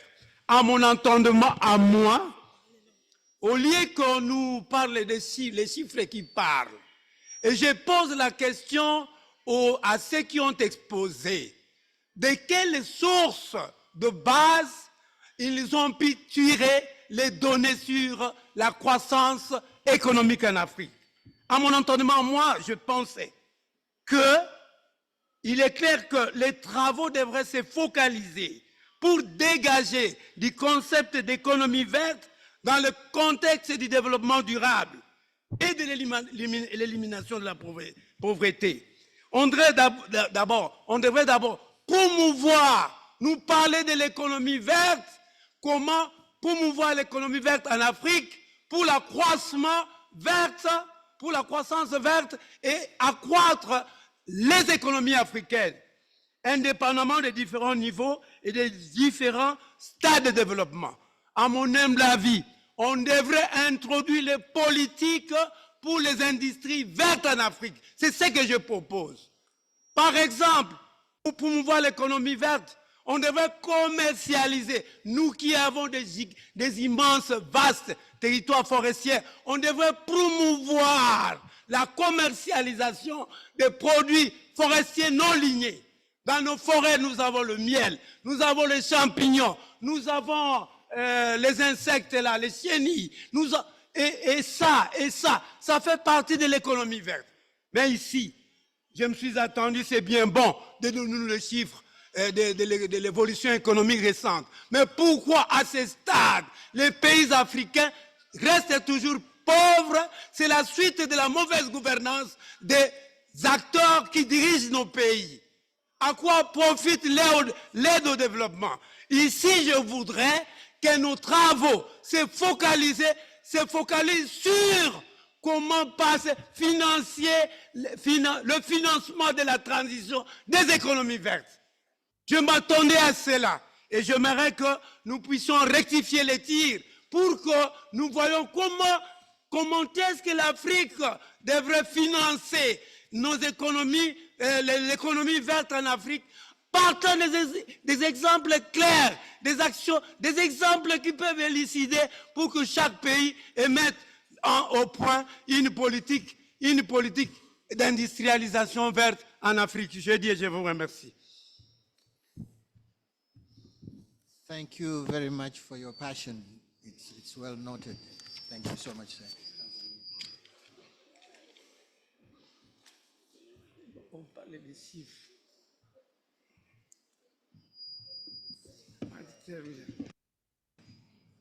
Thank you. Next, Tanzania. Could we keep our contributions short and concise, please? Thank you. Thank you very much, Person, for giving me the floor. First of all, I would like to extend our congratulations to Economic Commission for Africa for their excellent presentation and the comprehensive research that illuminate the journey of numerous African nations toward the economic revitalization. Chairperson, first of all, we align ourselves with the recommendation provided in the report. Dear colleague, as we gather to deliberate on the economic and social development in Africa, with a special focus on the challenges and prospects that lie ahead, it is imperative for us to take stock of where we stand, especially in the light of external and internal factors influencing our growth trajectory. Chairperson, in 2023, Tanzania witnessed a commendable economic recovery, with our GDP growth estimated to reach 5.2%, up from 4.7% in 2022. This growth, Chairperson, has been underpinned by the structural reform aimed at enhancing our economic competitiveness, improving the business environment, and reducing regulatory compliance costs. These efforts have positioned us favorably within the sub-Saharan African region, where we have outperformed the average growth rates. However, like the rest of our continent, Tanzania faces challenges exacerbated by tightened monetary policy globally.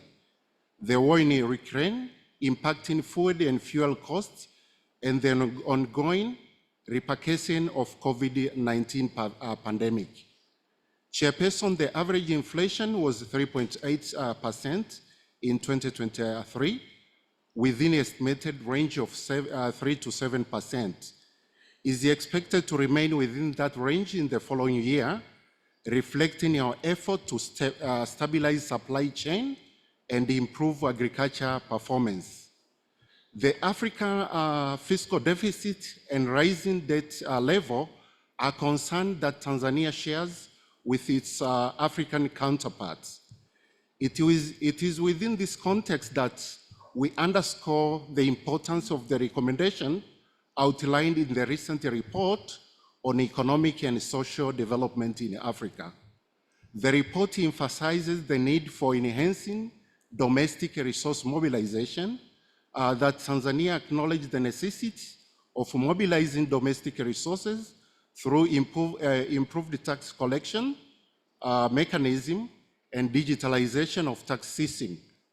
This approach not only aims at increasing revenue, but also at ensuring equity in tax burden. In this endeavor, Tanzania is actively enhancing its domestic resource mobilization through various initiatives aimed at bolstering the government capacity to raise and manage both tax and non-tax revenue. One significant effort in this direction is the institution support projects for domestic resource mobilization and natural resources governance, which focuses on building capacity within the Tanzanian government, particularly in developing the gas sector and enhancing the capacity of Tanzania Revenue Authority. Chairperson, in addition, Tanzania is addressing climate change impact through domestic revenue mobilization in its extractive sector. Despite being one of the least greenhouse gas emitters, Tanzania faces significant challenges from climate change evidenced by an increase in the frequency of natural disaster, particularly floods. The country is taking steps to mobilize resources for climate financing within the extractive industry, recognizing the urgent need to adapt to and mitigate the effect of climate change. Chairperson, in addressing environmental sustainability and climate change, Tanzania is focusing on renewable energy, environmental friendly agriculture, and the implementation of environmental policy reviewed in 2021, alongside an independent climate policy. In a bid to promote carbon trading, Tanzania issued the Environmental Management Regulation in 2022, with a recent amendment in 2023, aimed at enhancing climate finance and green investment. These efforts collectively illustrate Tanzania's integrated approach toward environmental sustainability, climate resiliency, renewable energy, and the policy reform to secure a sustainable and resilient future. On innovative financing mechanism, including debt swap, present a viable pathway for managing our debt sustainability while allocating resources to critical areas such as climate resilience. Tanzania is keen on exploring this option, emphasizing the need for international support and collaboration to mitigate the risk of debt distress. In recognizing the role of innovative financing mechanism, as such, Tanzania seeks to strengthen the technical capacities of municipal to generate bankable projects through alternative financing sources, including municipal bond, public-private partnership, and the blended finance. To accelerate the green energy transition and enhance productive capacity, Tanzania is committed to implement well-designed industrial policies that address the pressing issue of climate change. This involves promoting domestic research and development, supporting manufacturing and value addition, and investing in science and technology. Tanzania green transition efforts, including the integration of over 6,000 megawatts of renewable energy into national grid. In addition, the Africa Women Clean Cooking Support Program, launched at the COP28, aimed to provide a clean cooking solution to nearly 1 billion people in Africa, focusing on reducing biomass reliance and promoting health and environmental sustainability. This initiative, Ms. Chairperson, demonstrates that Tanzania's commitment to address climate change through sustainable energy policy and investment in clean technology. While acknowledging the shared challenge facing Africa, Tanzania remains optimistic about the potential for sustainable growth development. Our commitment to implementing the recommendation provided in the report is steadfast.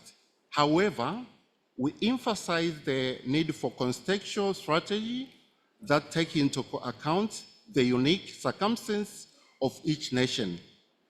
We must have a common voice in calling for developing country to treat fairly in the global financial architecture. Sorry, Tanzania, sorry to intervene. Can we wind up? We have others to contribute also. We welcome. I'm winding up, Chairperson. Thank you. This includes addressing critical issues such as the term of loan, credit rating, and allocation of special drawing rights.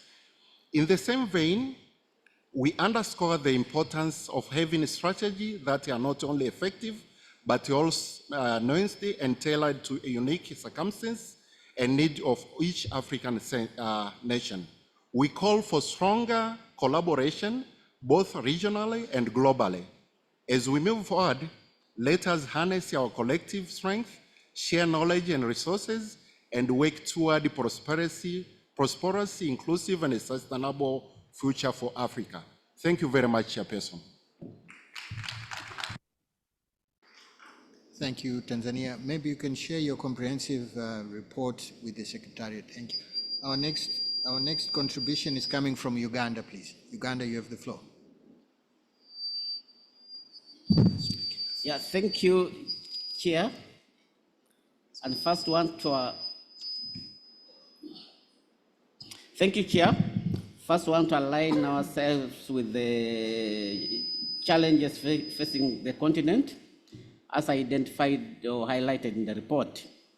We're of course concerned about the state of the economic and social landscape of the continent, which has been attributed to the COVID-19 pandemic, climate change, and of course the rising debt levels, and that's the debt burden for that matter.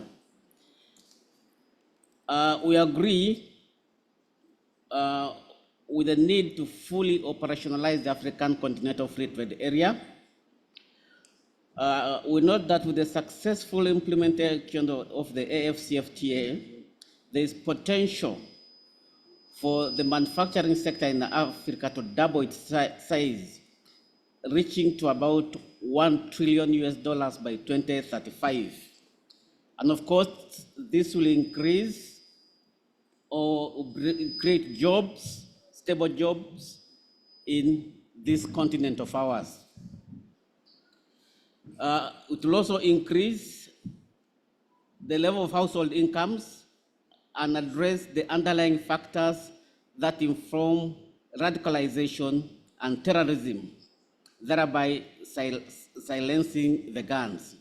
State parties should take advantage of the trade policy instruments that have been put in place and exercise utmost restraint in introducing non-tariff barriers that would negate the benefits that should ordinarily accrue from trade liberalization. There is need for Africa to address the issue of energy poverty.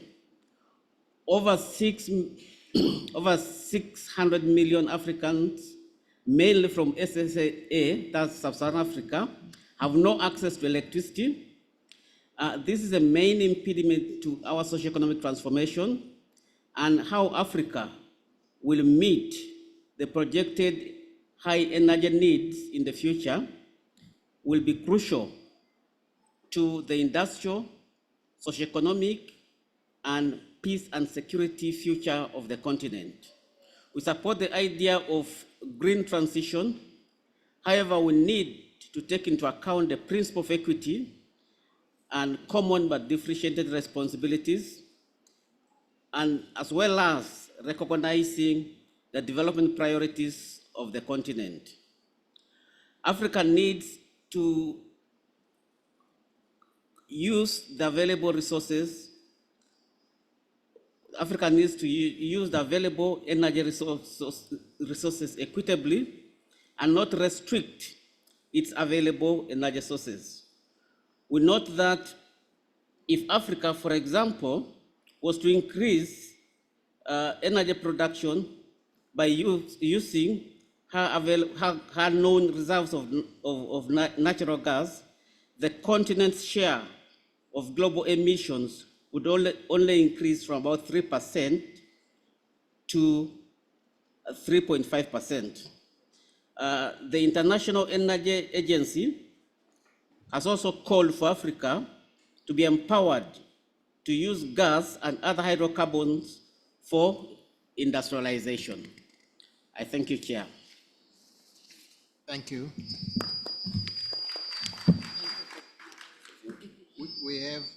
We have online contribution from Egypt. Could we beam?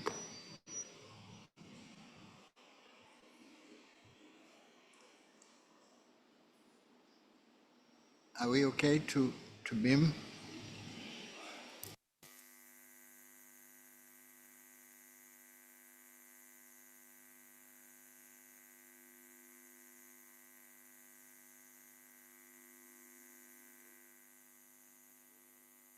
Burkina Faso, you have the floor. Please, could we be concise and to the point? Thank you.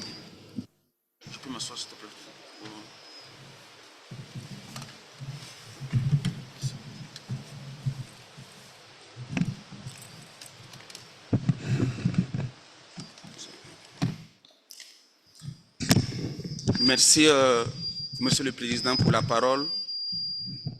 J'apprécie positivement le rapport qui a été présenté.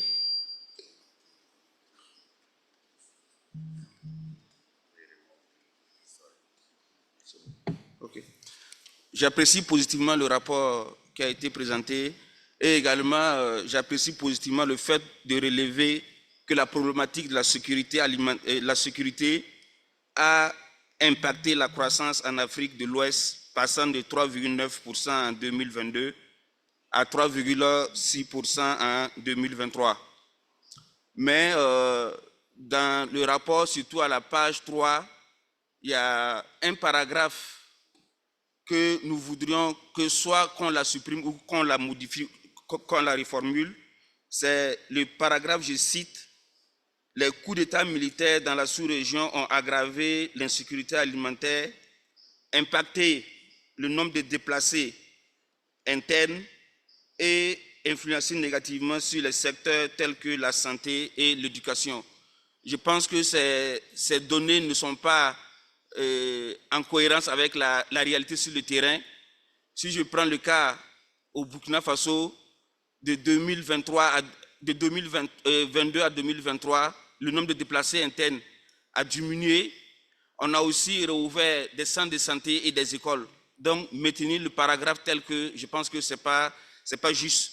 Et si je prends au niveau de la croissance, au niveau du Burkina, on est passé de 1,8% de croissance en 2022 à 3,6% de croissance en 2023, pour dire qu'on assiste à une nette amélioration. Donc je pense qu'il y a lieu qu'on puisse revoir la formulation de ce paragraphe. Je vous remercie, Monsieur le Président. Thank you, Burkina Faso Secretariat. Let's take note and let's see how we can reword or rephrase. Do we have now Egypt online?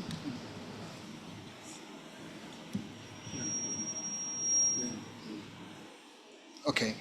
Whilst we're trying to connect, let's have Côte d'Ivoire.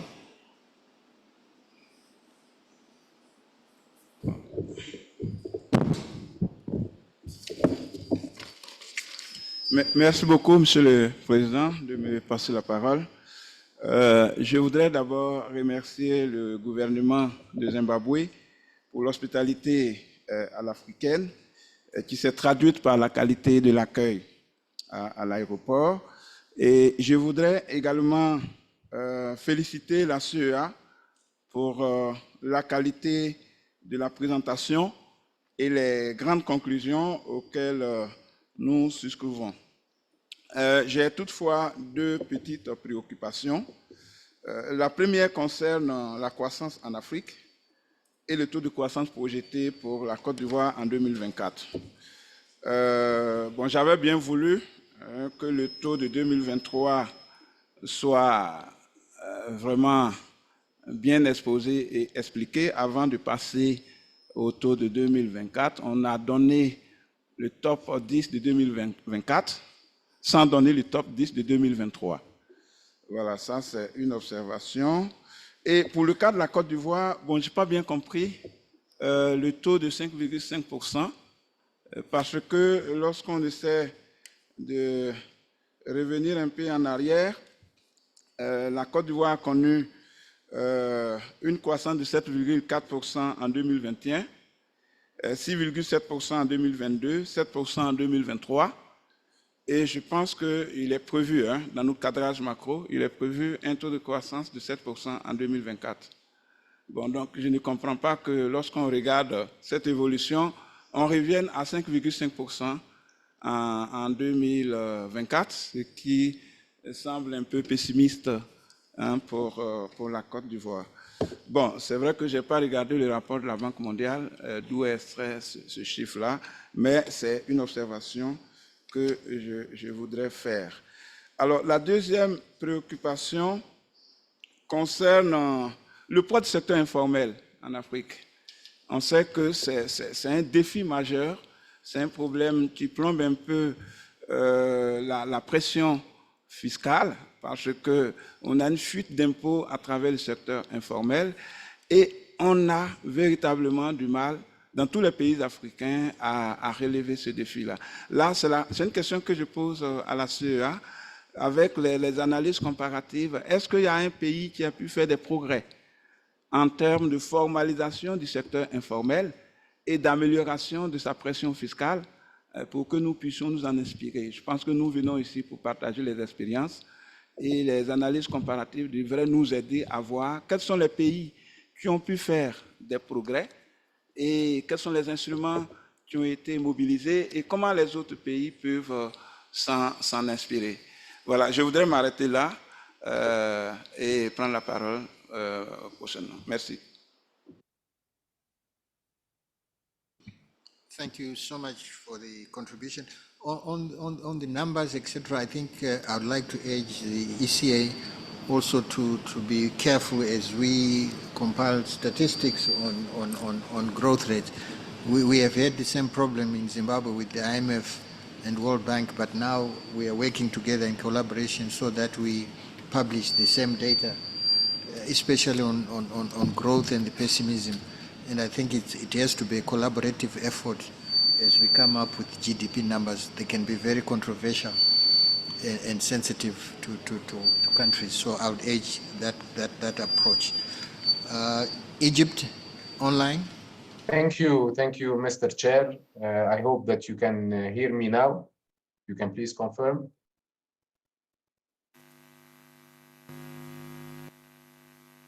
Yeah, I will raise my voice. I see.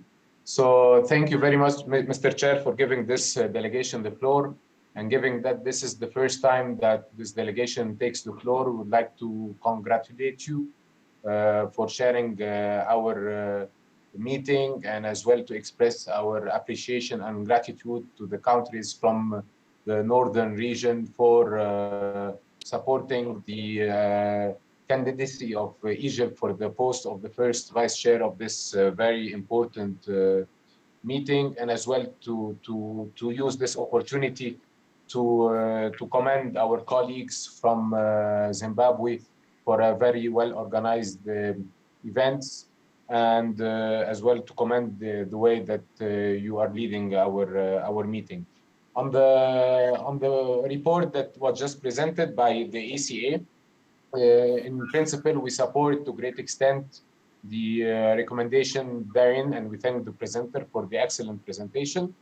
However, on paragraph 46 of the recommendations, we would like to echo as well previous speakers that highlighted that the issue of climate change has been a challenge really at the African continent level to deal with, in light as well that we have contributed insignificantly to this phenomena. So we are not in favor of having a carbon tax on our products. We see it the other way around. So we see that some partners have taken some unilateral trade measures to hinder our development and our trade within and outside the continent. So we suggest that instead of this paragraph 46, that to replace it, that the ACA should produce a research addressing global trade policies that lay at the intersection of climate and trade, such as the carbon border adjustment mechanism by the European Union and their impact on African exports. So this is our submission, Mr. Chair, and we will send it as well to the Secretariat to take it into consideration. Thank you a lot. Thank you, Egypt. I'm advised that we need to remove our headsets when we speak.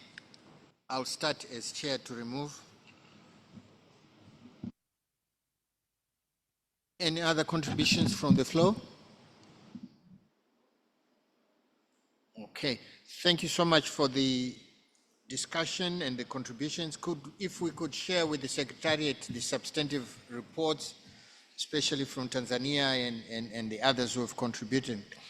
I'm going to propose that we go straight into session 2 on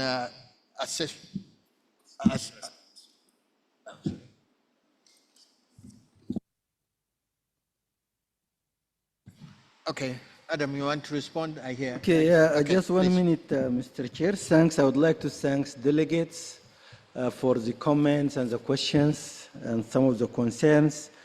We appreciate this very much. We take note of the issue of, we took note of the question raised by Burkina Faso, and we will check and verify the figures. Egypt and DRC, we will appreciate receiving and all the honorable delegates who raised issues. We will appreciate your written comments, and we'll take care of them when we revise this report. But very, very briefly, the data we use in this report is a UN data, normally gathered by the United Nations Department of Economic and Social Affairs, working closely with all regional economic commissions and with selected countries. We don't bring all countries, but selected countries. So very often the data might not be the same as country data. So what we do is, when we do our analysis, we show both, when available, we show both the data we have, the figures we have from our own data, and the country figures. So please share with us your country figures. Finally, Mr. Chair, also the question of informal sector.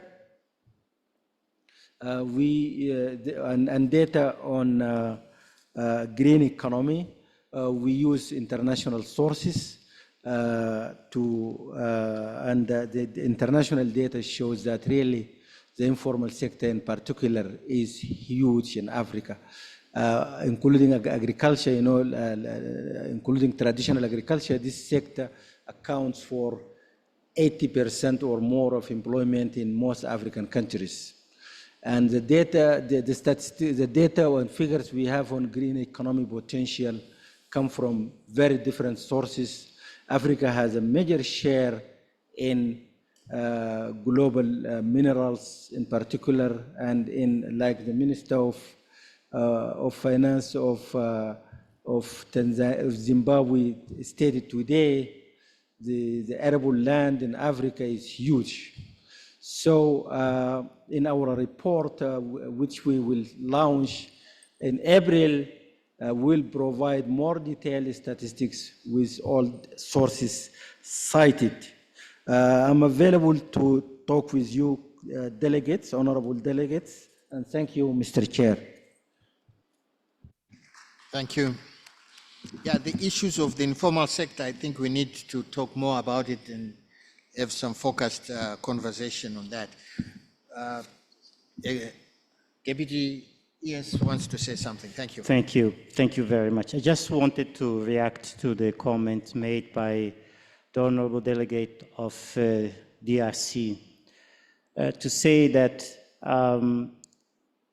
the issue of promoting green economies is part of the priorities of many of our member states. They are undertaking efforts to increase the share of renewable energies in total energy mix. Like, for example, here in Zimbabwe, during COP27, an agreement was signed with a company called Sky Power to produce 500 megawatts of solar energy. In many other countries, through the blue economy and the green economy, countries are indeed fostering sustainable development. In Ethiopia, the Green Legacy Project is another example of how member states are prioritizing this pathway. However, as we've said, we need to accelerate the pace of green industrialization, of sustainable development in general. And this is why we've selected, or you as a member state selected this theme for us to center stage conversations on how to do this in an efficient, take into consideration our own initial conditions. The point has been made earlier about the need for us to have just energy transitions. This was a common African position, which the African Union and its member states adopted, indeed, to make sure that we do not suffer in the process of trying to meet all of those requirements. It is work in progress, and we need to invest more into articulating the pathways accordingly. Thank you. Thank you. I was going to propose, with your indulgence, that we go straight into the assessment of progress on regional integration in Africa. We work up to about 1:30, and then we can break for lunch. Is that agreeable? Great. So could we have the presentation by Stefan Karingi, please?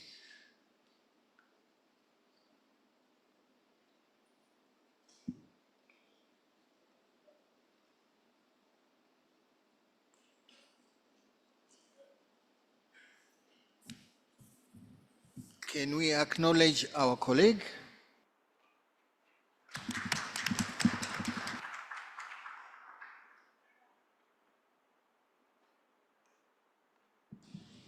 Stefan, I think since this is an assessment, I hope we can catch up with time from your presentation.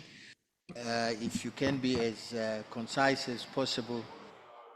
Thank you. Thank you very much, Chair. Excellencies, experts, colleagues, friends, ladies and gentlemen. So I'm here to present to you, or rather to introduce, not really to present, to introduce the report on assessment of progress on regional integration in Africa, and you'll find it in the SMART portal, and the reference is E/ECA/COE 42/5. So let's go to the next slide. So the first things first, as you know, regional integration, we keep saying this, is probably one of the most critical pillars for this continent, given the fragmentation of our economies.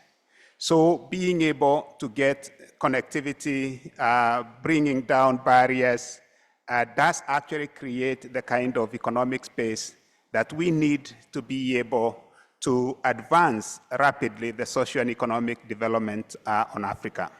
So what this report that you have does, it looks at the different pillars of regional integration, because we know regional integration is not just about market integration. There is a social dimension to it, there's a macro dimension to it, there is an infrastructure dimension to it. So what we do, we look at what has been happening in the last 1 year, and that is what we report. So the good news is that even though there has been slow progress, and regional integration continues to be very important for us to achieve productivity and sustainable development, there are some achievements to celebrate. This includes the AFCFTA itself, but by the time we were doing this report, we wanted to celebrate the AFCFTA protocols on investment, competition, and intellectual property rights. But since we produced the report, our heads of state also added on the digital trade protocol when they met the last 2 weeks in Addis Ababa. We also have a celebration that trade has already started happening under the AFCFTA, And a good number of the members that are here have been participating in what we call the Guided Trade Initiative, with selected sectors of trade taking place. And as ministers of finance, we know you are always concerned with what happens in terms of loss of revenue. How do you create a competitive environment for the private sector? The Afrexim Bank and the AFCFTA Secretariat have also operationalized the AFCFTA Adjustment Fund, which of course will help address some of the concerns that you may have with revenue shortfalls, but also has windows that allow you to be able to advance the competitiveness of the private sector. And in the area of the aviation sector, as you know, some of us always complain it takes so long for us to move from wherever we want to go from one part of Africa. 36 countries have also signed up to the single African air transport market, and it's advisable that those that are not part of this should do the same. But this has not happened without challenges, without facing challenges. So we have heard from Adam what has been happening on the GDP growth front, although things look promising as we go forward. The question of debt has continued to make it so difficult for us to advance on some of the pillars of regional integration because you need resources. The question of peace and security and governance, they are critical to the optimization of regional integration, and we know there are statistics and evidence that shows that there has been hiccups in the area of peace and security and governance issues, and without having an optimal placement of this, regional integration would suffer, and we cannot be able to maximize on the AFCFTA and regional integration in general unless we are able to move from one part of the continent to another, be able to establish businesses, be able to reside and conduct those businesses. So it continues to be a challenge that the Free Movement of People Protocol, which has been signed by the majority of the countries that are here, has only been ratified by 4 countries. Next slide. So those are the key messages. So in the next, let me go through briefly some of the pillars in a bit more detail. The first one is on trade. And the story here is that, as you heard from Adam, we are not doing very well when it comes to our global share of trade. And when we are not doing well, it also means we are not maximizing on the benefits of trade, which is basically to reduce poverty, reduce inequality, create jobs for our citizens. So we are not doing very well. Now, however, we have a platform that we have created as a continent. This is the AFCFTA. The benefits are yet to be felt, but we believe that now that the negotiations of all the protocols that needed to be negotiated have been completed, and that the implementation is already taking place and trade is taking place, and considering that the ministers of finance, and I want to repeat this, the ministers of finance at the end of the day, they are the ones who gazette the instruments that are used to conduct trade under the AFCFTA. It's also the ministers of finance and planning who also work very closely with the attorney generals to ensure that the regulatory overhaul that is required under the investment policy, competition policy, intellectual property rights, digital trade, because you are concerned with e-commerce and the taxation when it comes to these issues. Again, it is you who can help accelerate the implementation of the AFCFTA. Without you, the ministers of trade cannot be able to achieve what they need to achieve or what the leaders want to see happen under the AFCFTA. So we are yet to feel the full impact of the AFCFTA, but we have that window to do that now. Of course, in terms of the trade, I think the positive story is what you heard from Adam. Even though the share of our intra-African trade is low, most of that trade is on value-added goods, and so there is something to build on. So let's go to the next slide. So that's what's happening on the trade. And I think, Chair, in your intervention, you did actually talk that we have to be careful about introducing new barriers when it comes to trade. Now, very briefly, integration cannot happen without hardware. So we have here the fact that of the 30,700 kilometers of roads that were to be completed by 2040 at APIDA, they have been completed. 52% of them have been completed. We have a good number of one-stop border posts that make it possible for our traders, the movement of goods and services across borders. Another issue has been the issue of the dollar. I think you have heard all of us, Adam, and I think even the minister did touch about this question of exchange rates and the scarcity of forex resources. There has been progress in the sense that, again, the Afrexim Bank, working with the central banks and the AFCFTA Secretariat with input from the ECA, now we have the Pan-African Payment and Settlement System, PAPS, which was launched in January. And I believe there is actually going to be a platform where now trading under the African currencies, under the PAPS, is going to happen. And what this is going to do is actually going to make it possible for us to overcome one of the major costs when it comes to trading. And so there has been progress in terms of regional integration in the context of payment system. Again, when it comes to the issue of connectivity on ICT, we could do more. And if we are to optimize on the digital trade protocol, which again, we need to celebrate because it was endorsed by the heads of state in their meeting on I think the early morning of the 19th. We need to invest more on our fiber optics, and if we are going to realize the benefits of the data centers that we need, that are going to be possible under the digital trade protocol, and also to conduct e-commerce under the AFCFTA. On energy, we continue to lag behind. So we have so much work to do because only 21% of power transmission lines were completed at APIDA by 2023. So that's what's happening on those other pillars of regional integration. A little bit more, next slide. Here, we think this is an important slide that talks about, if you go to the report, we do say that you cannot maximize again on regional integration unless macroeconomic convergence is realized. And so what we decided to do here is to indicate that maybe what we are seeing as a slow progress in terms of our ability to trade could also be as a result of a poor macro environment or as an optimal macro environment.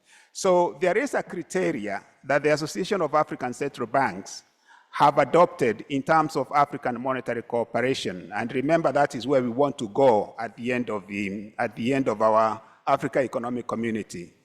We want to have inflation that is below 7%. We want to have fiscal balances that make sense, that do not require us to go and borrow a lot from the market.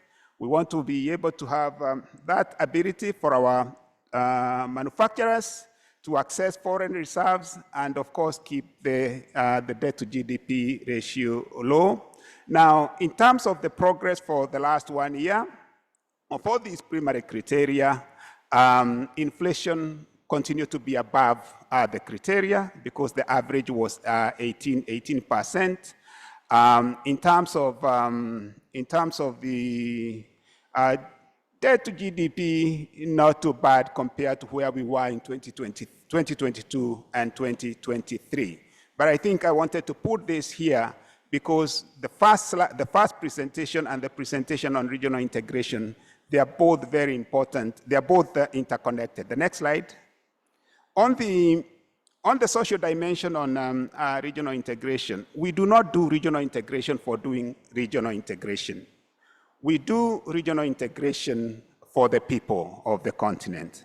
And so what we have what we have done here is to say that, okay, how do we make, what kind of report can we give you as a secretariat in terms of the way regional integration is allowing you to coordinate policies, to pool your resources, and to do things together. So the AFCFTA Anchored Farmer Initiative is an initiative that we've been reporting to you, whereby we try to demonstrate as a secretariat that it is possible to use the harmonized rules under the AFCFTA, the harmonized regulation under the AFCFTA, to support the local manufacturing of pharmaceuticals within the continent and be able to deliver those pharmaceuticals at accessible and affordable prices to our population. So, and this is now the social dimension of regional integration because it's countries cooperating together. And so we are hoping that, so we've moved from getting a decision to do a centralized pool procurement mechanism now to a point where we have a legal instrument that we hope that the member states that you are working with will sign off. And if they do that, this is going to become a very good demonstration of what the leadership asked the Africa CDC to do last week. The Africa CDC was asked to put together a pool procurement mechanism, not just for vaccines, but also for medicines. And your secretariat here is actually quite ahead. We are almost able to achieve something that can be scaled up under the Africa CDC as a way of showing how regional integration can actually deliver even on the social dimension. The next slide, and which I think is the last one. So what is it that we are asking? So we hope that the regulatory environment that is required for us to be able to mobilize the resources for the investments that are required to advance regional integration is something that you're going to focus on. And we also hope that you will strive to meet the macro criteria, because without that, then we cannot be able to have FDI or even Africa direct investments happening that make it possible for us to benefit from the market integration. We also hope that you will also really work seriously on the ratification of the African Union Free Movement of People Protocol, because this is one piece that is really holding back our ability to move forward in a developmental integration work. And for us as your secretariat, and we hope you can endorse this, we will continue encouraging the ratification of the Free Movement Protocol. We will also continue to looking for opportunities to make it possible for the catalyzation of the investments within the continent. And we will also continue to support the AFCFTA implementation. In fact, now what we are doing, just to give a bit more, to add one more sentence, as you heard from our Deputy Executive Secretary, Antonio Pedro, he did talk about the promotion of the regional value chains. That is what you see there as the regional AFCFTA strategies. And we hope to be doing more and more of this. And our analytical work, which we consider as part of our de-risking of the investment perceptions within the continent, we hope we'll continue to do this work and eventually be able to advance our continental agenda for regional integration. So I do encourage you to read that report because I think it has a lot of nuggets, and here I can only use these few slides to introduce it. Thank you very much, Chair.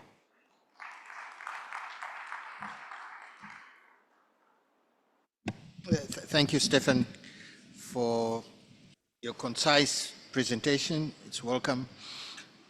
Maybe just a quick comment from me. I think I get worried with the PIDA investments. I think I've gone through the list, and there are priority projects here which are very, very fundamental to regional integration. And I think as Africa, we need to be strategic about these investments if you are serious about regional integration, because without connectivity, regional integration will be practically impossible. So I don't know how we can ensure that the PIDA projects, which facilitate and really underpin regional integration, we can galvanize the implementation of these critical projects. Maybe we have regional priorities in terms of connectivity and the implementation of projects under PIDA. It's one of my observations. I don't know what ECA can do, but I think for me that's one of the critical issues we need to focus on. I'm told Egypt Central Bank is online. They wanted to contribute to our previous segment. Maybe what we can do, we go ahead with the discussions for this session too, and then they can come towards the end of the session. Any contributions from the floor? Uganda, you have the floor. Your Excellency Chair, I would like to thank you for giving Uganda this opportunity. And we'll just like to run through on our comments that we think would be some addition to what has been presented.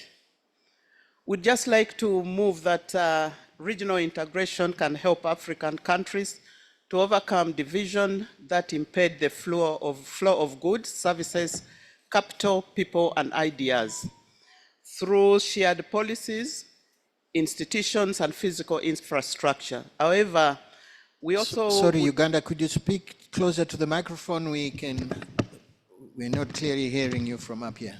Maybe the volumes, I don't know, the technicians. Thanks. Oh, thank you. Your Excellency Chair, Uganda would just like to appreciate you for giving us this opportunity once again. And would like to move that we believe that regional integration can help African countries overcome division that impede the flow of goods, services, capital, people, and ideas through shared policies, institutions, and physical infrastructure. However, we also believe that the benefit of regional integration are not predetermined and do not self-effect. They depend, amongst others, on the internal design of the integration agenda, including the degree of political commitment by the member states themselves, and the degree to which they are willing to go through to bring to the effect the rights and obligations that they have committed themselves to. We believe that the integration agenda ought to be bottom-up, and it should be inclusive, transparent, and member state driven. It is necessary to strengthen the legal structure of the RECs with the view of ensuring that all the party states implement their founding documents in the letter and the spirit. Would like to bring the example of the East African community. The integration agenda has reached the level of common market with 5 freedoms and 2 rights, including the freedom of movement of persons with the ambition of reaching a political federation. Under the Northern Corridor integration projects, partner states adopted a single custom territory, which has helped us in removing multiple way bridges, police and custom checks along Kampala, Mombasa, and Kigali routes, and introduced computerized clearances, regional electronic cargo tracking, and the other innovations that have overturned many of the hurdles on the free trade and non-tariff barriers that had made the Northern Corridor very infamous. On the protocol regarding the free movement of persons, Your Excellency Chair, we welcome the finding of the Commission regarding the benefits to the free movement of persons taking place in the EAC, and they took it as the best practice. We urge the Commission to also indicate some of the significant concerns and factors affecting the ratification of the protocol that they found out. I think it did not come out well, and in the next step, they could propose how they think we could move. But in the first instance, members had expressed deep interest on the need to balance the trade facilitation and the legitimate security concern. We find that sometimes the free movement of persons may also affect the security of the member states within the ESC or the trading member states. Your Excellency, we truly believe in the nexus between peace, security, and development. And we think that this must be something that must be worked on in details, finding the root causes, what drives insecurity in Africa, especially what makes most of the youth get into the recruitment of these radical groups. We think part of it could be promotion of good governance, sustainable socio-economic development, and poverty eradication if possible. Last but not least, we would like to look at the digital trade. We welcome the adoption of the African Continental Free Trade Area Protocol on digital trade. It is important that we put in place a strong continental regulatory framework on the data management, as it is believed that data is the oil of the future. And that in that way, the way we treat, manage, and export data will determine which development path a country or member state may be placed in the digital age. It is important to put in place digital industrial policies that support, amongst others, localization and technology transfer, so as to promote the digital catch-up of our industries. Your Excellency, finally, we support the ongoing work on a single digital market framework and single African strategy on artificial intelligence. Thank you for your kind attention. Thank you. Thank you, Uganda, for your contribution, very interesting contribution. The one which fascinates me is this free movement of people. Really, I thought it was simple, but the more I listen to what is happening and look at what is happening in Africa, it gets complicated every day. But I thought it was something simple which us as Africans could implement and show our commitment and resolution of this issue of visas, etc., etc. I'm sure it's been a nightmare for some of us to travel to this place.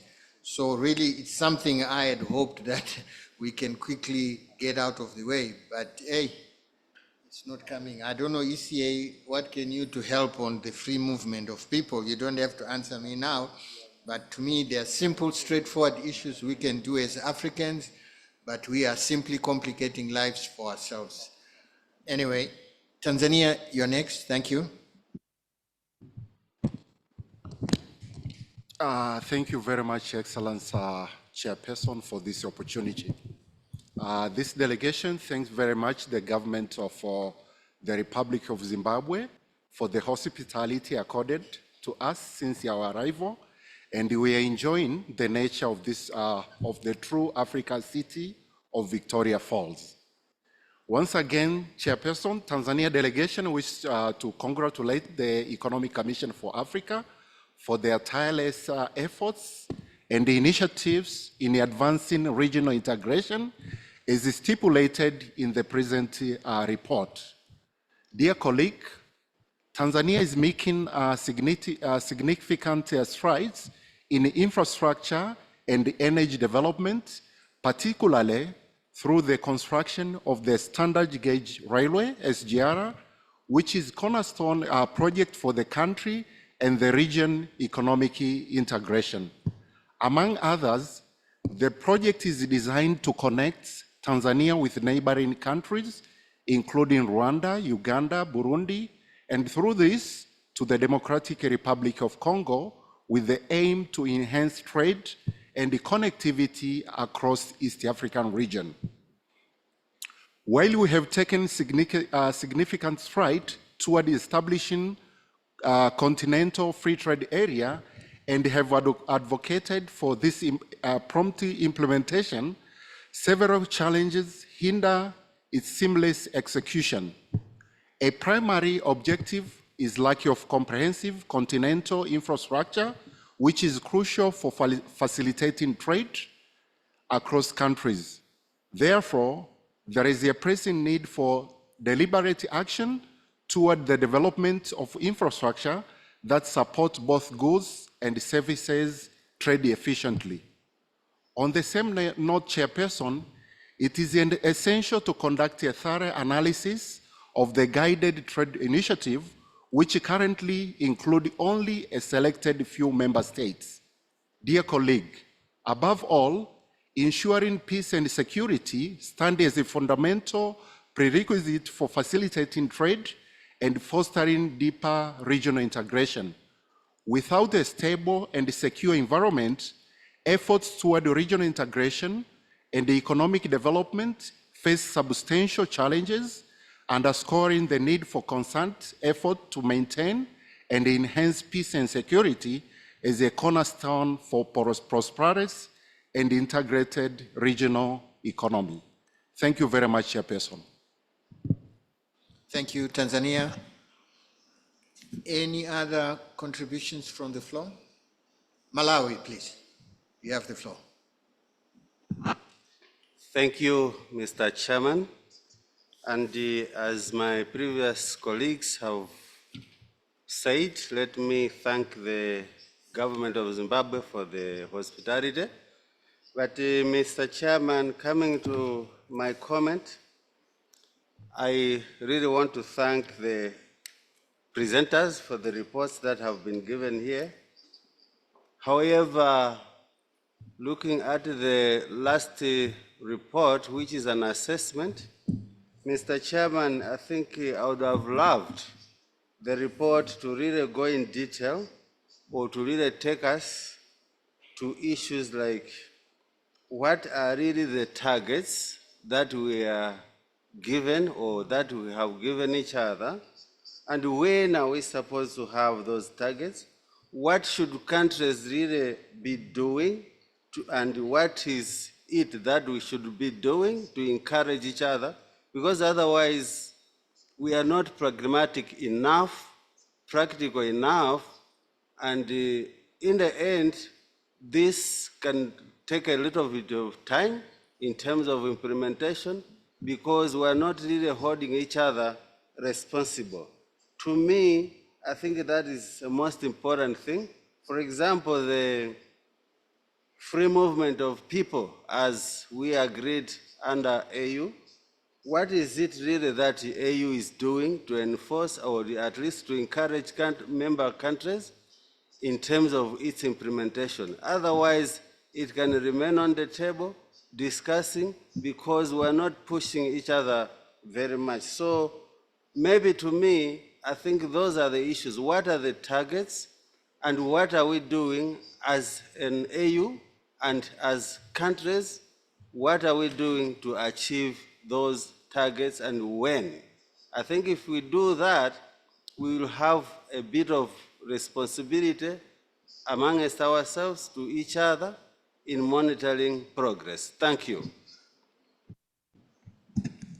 Thank you, Malawi. Well said. I think these are the issues we have to start addressing as Africans to say what targets do we have, who's accountable, and where's progress, how do we move, etc. So I think those are valid issues being raised by Malawi, and I hope the Secretariat is taking note, and so that we can move on a results-oriented approach.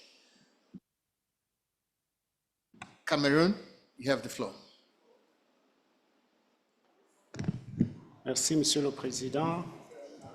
Le Cameroun soutient à son tour les conclusions du présent rapport et voudrait proposer qu'il y soit ajouté la nécessité d'accélérer la libre circulation des personnes par l'élimination des visas aux frontières, comme vous l'avez si bien dit, ainsi que la mise en place des institutions financières de l'Union africaine telles que le Fonds monétaire africain, la Banque centrale et la Banque africaine d'investissement.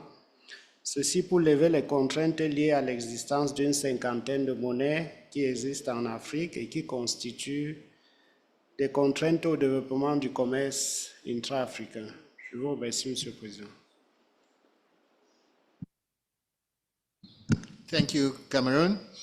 Well, I think also there are simpler things to do. When we move to the deeper stuff in terms of regional integration, I think, why are we not implementing the simpler things? And now, let alone when we go to the deeper, tough, sensitive issues.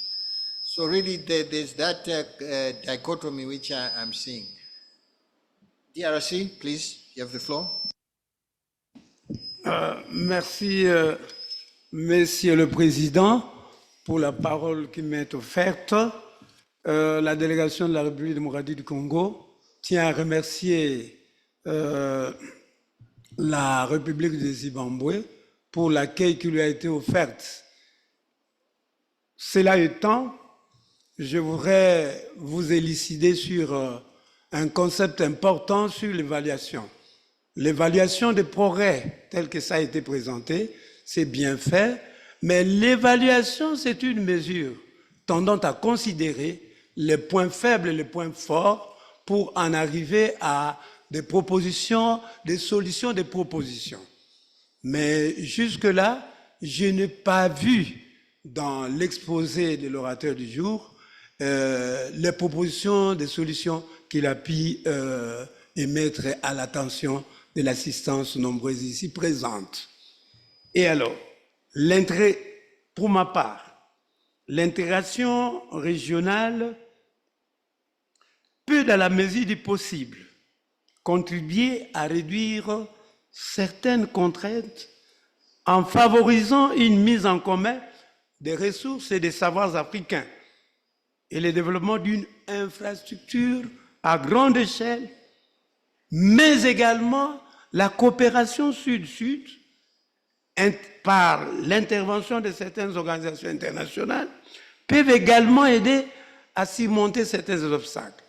Alors, on doit revoir sur le rapport présenté quels sont les points forts, quels sont les progrès qui ont été réalisés, les faiblesses, et là, il y aura des recommandations qui seront suivies. J'ai dit, et je vous remercie, Monsieur le Président, telle était ma proposition et ma contribution tout à l'heure.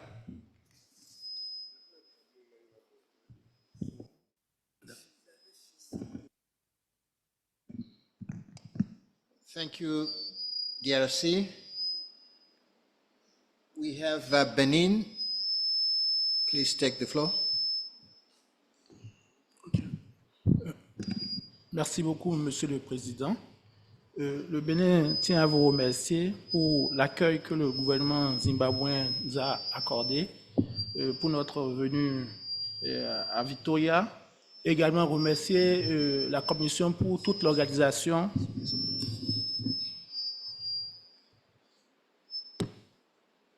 Ok, merci. Donc, remercier la Commission pour toute l'organisation de cette conférence. Nous avons lu le document sur l'évaluation des progrès et je pourrais dire encore une fois merci pour les efforts que vous avez bien notés du côté du Bénin en ce qui concerne l'intégration et la libre circulation des biens et des personnes. Parce que le Bénin étant comme un pays ouvert aux autres pays et où vous n'avez pas besoin de visa pour y venir. Le deuxième point que nous voulons soumettre, dans ce contexte où les communautés économiques régionaux sont appelées à gérer les crises économiques et politiques et face à des décisions qu'il faudra respecter, comment nous accompagnons les populations à ce que cette intégration que nous souhaitons de la base au sommet soit suffisamment une réussite. L'autre point que nous souhaitons quand même que ça retrace dans le rapport, c'est que nous avons observé qu'il serait quand même indiqué, les collègues d'autres délégués l'ont évoqué sur les critères d'évaluation, mais il serait quand même indiqué qu'il y ait une revue des différents critères de convergence liés à l'intégration.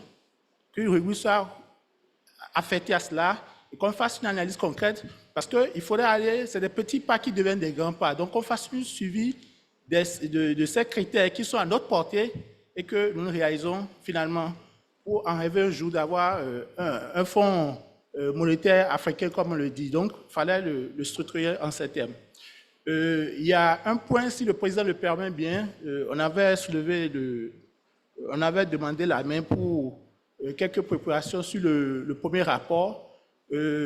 À ce niveau, sur les questions sociales, il y avait un point qui avait abordé, je crois, les questions d'urbanisation, de l'emploi, mais on a noté que dans le rapport, l'analyse n'était pas allée jusqu'au bout. On regarde la thématique, c'est-à-dire les questions sur l'éducation sont restées en rade, les questions sur l'urbanisation sont restées en rade, mais on s'est abordé juste les questions démographiques et les questions d'emploi. Donc, sur ces éléments, on peut toujours approfondir. Merci beaucoup.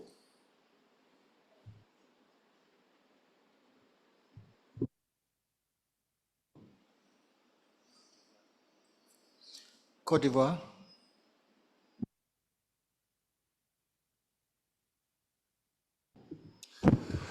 Merci encore, Monsieur le Président. Une fois de plus, je voulais remercier la CEA et les féliciter pour la qualité des résultats de ce rapport et des différentes recommandations. Toutefois, je voulais revenir sur un point qui m'a semblé important, mais qui ne ressort pas dans le rapport.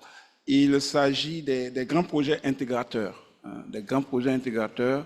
au niveau des grandes régions de l'Afrique. Bien sûr, ces grands projets intégrateurs peuvent avoir des effets notables, mais surtout des effets d'entraînement sur le processus d'intégration. Je pense que le cas de l'Afrique de l'Est est quand même intéressant. Et lorsqu'on a fait l'évaluation de la mise en œuvre de la première décennie de l'agenda 2063, il est bien ressorti que la faible mise en œuvre des projets intégrateurs a été un chaînon manquant dans le processus de développement de l'Afrique. Donc, la délégation ivoirienne souhaiterait que ce défi ressorte dans le rapport comme un défi majeur parce que ça peut avoir beaucoup d'effets d'entraînement sur le processus d'intégration, surtout dans ce chapitre-là qui traite des questions d'intégration, et que dans les rapports futurs sur ce chapitre d'intégration, qu'on essaie de voir un peu l'état de mise en œuvre des grands projets intégrateurs. Des projets intégrateurs, c'est les projets de chemin de fer. Et par exemple, au niveau de l'Afrique de l'Ouest, il est prévu un chemin de fer jusqu'au Niger, qui n'avance pas du tout et qui doit contourner pour aller jusqu'à Lagos, je crois bien. Voilà. Pourquoi ce projet n'évolue pas? Il y a également des projets au niveau de l'électricité qui sont soutenus par des partenaires comme le Japon, la JICA et bien d'autres pays, mais ces projets n'avancent pas véritablement. Et pourtant, ces projets pourraient avoir des effets notables sur le processus d'intégration. Donc, nous proposons simplement que cela soit mentionné comme un défi majeur dans le processus d'intégration et d'autre part que dans les rapports futurs, on puisse nous faire au moins un état des lieux de la mise en œuvre de ces projets et quels sont les problèmes, les goulots d'étranglement qui affectent la mise en œuvre de ces projets intégrateurs. Merci, Monsieur le Président. Well, thank you so much for that contribution. I totally agree with your observations. Any other contributions on this session too? From the floor? Okay, thank you so much for your contributions. Well noted. I think the issues are very critical, especially the last one raised by Côte d'Ivoire on regional integration projects, the lack of implementation, slow implementation, and also other issues relating to challenges facing those problems. So I think also, Secretary, the ECA, if we can look at all those issues and see how we can address them. Stefan, you can respond. Thank you. Before we move to Egypt. Thank you so much, Chair, and thank you so much, honorable delegates, for your contribution. So, starting with you, Chair, and also the last comment that was made by the honorable delegate from Côte d'Ivoire. I'm actually informed that Auda NEPAD will be making a presentation on the status of PIDA projects on regional integration. I think this makes my life very easy. So if you allow me, Chair, let me hope that the colleagues from Auda NEPAD will be able to do this. But I completely agree with the sentiments of the delegations that say that RECs, the regional economic communities, as the building blocks of our African integration. The projects that they are running at the RECs level, be it on the soft issues or the hard issues, they are so critical to us advancing the African integration. And I could not have asked for a better example than what the Honorable Ambassador, the Ambassador of Uganda, Her Excellency, has given us on what is happening in the EAC, including in the area of free movement of people with all the five freedoms. So I will not. So for Uganda, it was basically telling us what is happening, and I think that issue has come back again. You wanted to hear a little bit more, though, Ambassador, on the free movement of people. It is indeed true. Working with the African Union Commission, we did a study which was trying to understand why is it that there is not enough members who signed the Free Movement of People Protocol that are ratifying. And clearly one of the things that is coming out is because you have three issues. So you have the movement, the visa, you have the right of residence, you have the right of establishment, and in all those, you also have the issue of the question of security. And so you have different ministries that have an interest in the free movement of people protocol. So one of the things that was coming out in the conversations we had with the member states was that maybe having the sequence can actually work, whereby you first of all create this visa-free movement across the continent, and probably leverage on digitalization to deal with the question of security. Because as we were presenting the findings of that report, we also had member states who have opened up their borders to other African countries. And so we were asking them, since you opened up for Africans to travel visa-free anytime they want to your country, have you seen a spike of crime or spike of money laundering or a spike or anything? And they said, no, we don't. We didn't see anything because the systems we have in place allows us to know who is coming in advance, because even if it's visa-free, you have this advanced information sharing that allows them to, to basically know who is coming to them. So there is a solution to the fears and concerns under the free movement of people protocol. And I think that is what we should say, since all of us, Africa wants to be the key thing in digitalization. I think we should use digitalization to solve this problem. Tanzania, you also shared the examples also of what you are doing at the country level. Again, transboundary projects, first and foremost, also have to be implemented at the national level. So, but you have requested that we do a thorough analysis of the guided trade initiative. I was going to report that actually we have done this, but not on the 31 countries. We have done an analysis of the first 8 countries that were involved in the guided trade initiative, and I can actually be able to make available to all the delegations the findings of that work as we speak. We did actually find things that were not working as they were expected to work, but by and large, trade managed to happen. So I'll be able to share that. So yeah, quickly here. Now, there was a question that was raised. I think it was not just Malawi, but even DRC and also Benin. the message that I was getting from your intervention, and I'm glad that my colleague director from the African Union Commission is here in the room. What you are asking us, you want to see more evidence that we were presenting to you through the Regional Integration Index. Because in that integration index, we are saying this is what you promised, this is where you are, and this is what the performance of each country is. The good news is that together with, under the leadership of the African Union Commission, Director Jamal is there, Africa Development Bank, Zodwa is there, and ourselves.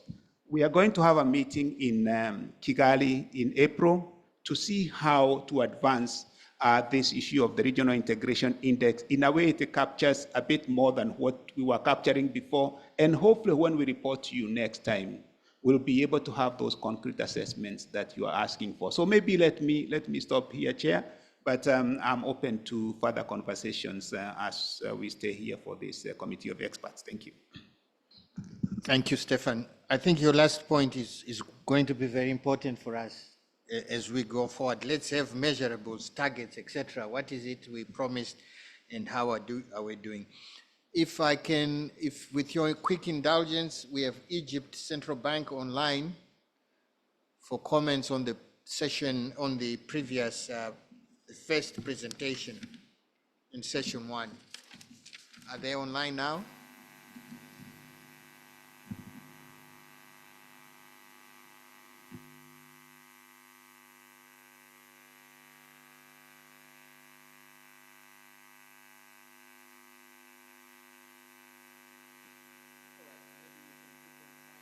I'd like to propose that we break for lunch now.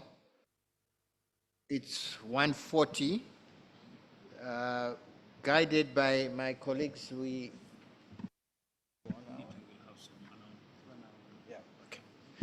think we're going to propose an hour's break, lunch break, and maybe we have some announcements.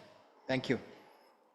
Thank you, Chair. Indeed. So all the ushers, we're now breaking for lunch, as the Chair has said, and the ushers are going to guide you to where the place of the lunch is. Thank you very much.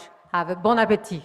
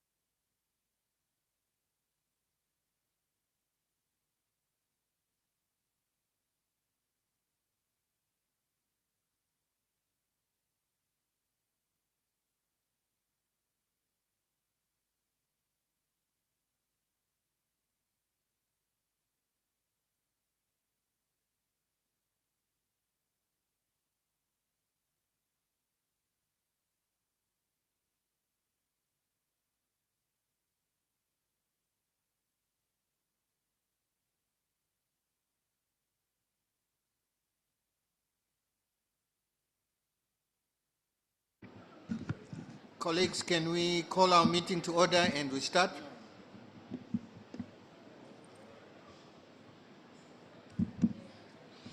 Good afternoon and welcome back from lunch. I hope you had a good lunch and enjoyed the Zimbabwean meals. So this afternoon, we are going to have an important presentation which deals with the theme of our conference. And to present that, we have Hanan Mossi, the Deputy Executive Secretary and also Chief Economist of ECA. So she will make a presentation and then we have a conversation. And again, I want to appeal for conciseness as we respond or as we have issues for discussions. Any detailed presentations, please avail them to the Secretariat. That's my plea. So Hanan, please, the floor is yours.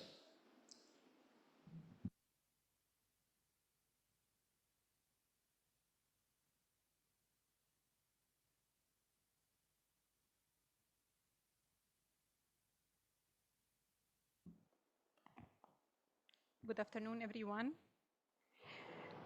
Today I will be presenting the Conference of Ministers issues paper, which had been shared with all of you, on the issue of financing the transition to inclusive green economies in Africa, imperatives, opportunities, and policy options.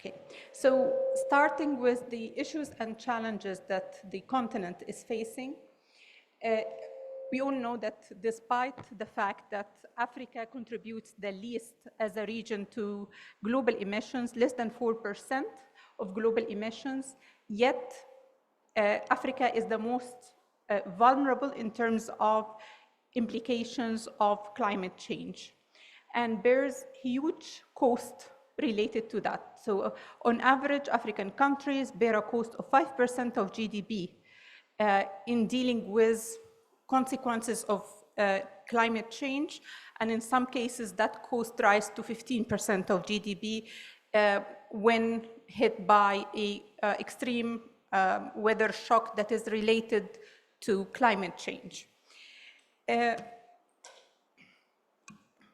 the same time, this is not, this huge, the huge needs in terms of climate action that the continent faces.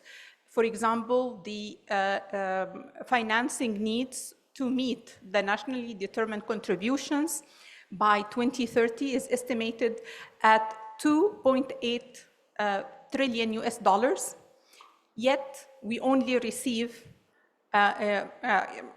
less than 0.3 of that amount. So that leaves us with $2.5 trillion US in financing gap. And while we actually have a huge potential in terms of renewable energy, 60% of the solar potential in the world is in Africa. And we are blessed with other natural resources that makes us also a very good candidate, whether it's wind or green hydrogen. The financing that comes to Africa for clean energy technology is only 2% of the global financing available. And that actually leads us to a vicious cycle where we have investment shortfalls that actually makes us more exposed to climate risk, which actually further erodes fiscal space and basically increase the cost of financing. So it kind of compounds further all the challenges that we are meeting. This is further also compounded by the fact that we have growing public debt burden and public debt vulnerabilities. So as you can see here, when you look at the number of low-income countries in Africa that are low risk, moderate risk, and high risk of debt distress or in debt distress. Basically, you can see that the number of countries that are at low risk has been, eroding and basically completely vanished in 2022 and 2023. While we see that there has been increase in the number of countries that are actually have high debt vulnerability or actually in debt distress. As of 2023, we have 8 countries in debt distress and 13 countries in actually high risk, high vulnerability of debt. Moreover, and a very important issue is the implication in terms of trade-offs that this poses for African countries. Currently, the 60% of African countries are actually paying more on debt service than they are spending on health. And all countries are paying more on debt service than they're actually investing in climate action. We see also that African countries, on average, we estimate that they pay around 1.7 percentage point higher in interest payments. That is even controlling for economic fundamentals of these countries relative to other countries in other regions. So this really shows us that the burden of debt service is actually eating away from the country's capacity to do social spending as well as to act on climate.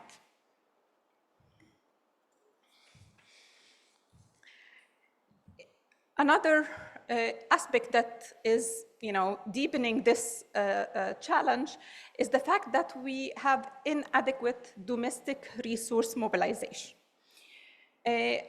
As you can see on the charts here, you see a clear trend, declining trend, if we look at the data for Africa since 2000, basically with that trend rebasing to 2000. And you can see that drastic trend relative to all other regions, as well as relative to other income groups, whether it's low income group, middle income group, or upper income group.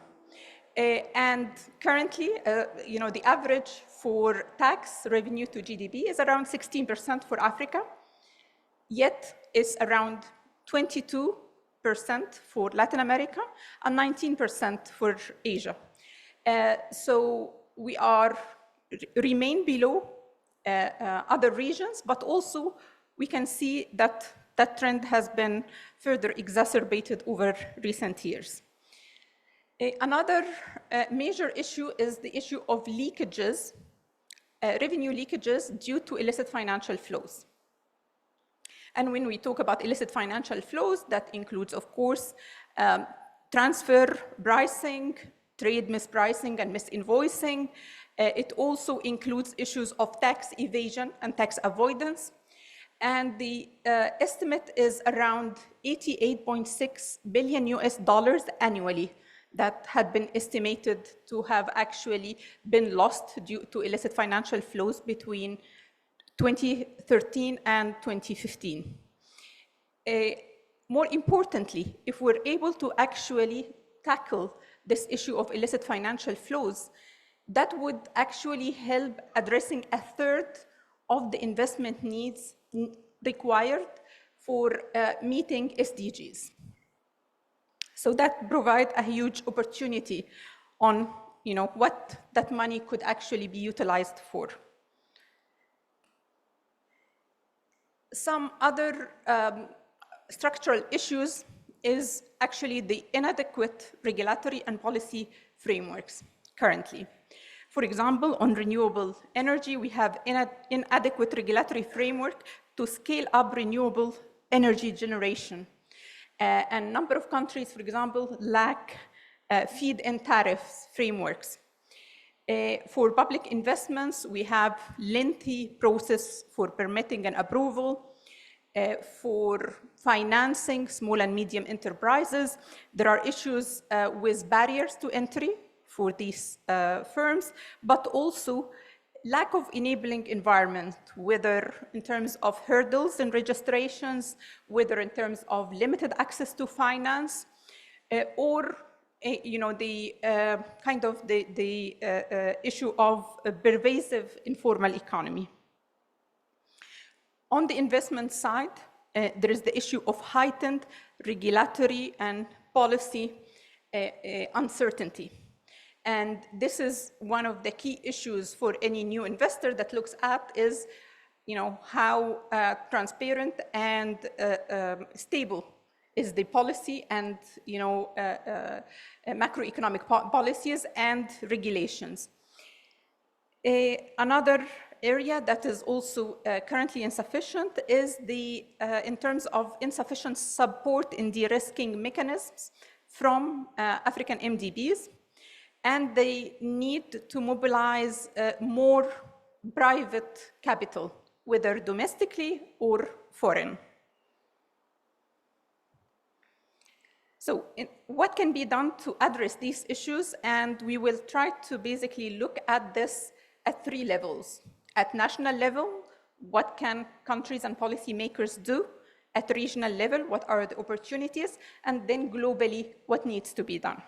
So starting with national level opportunities, there is a huge opportunity for crowding in more private investment, particularly in climate finance.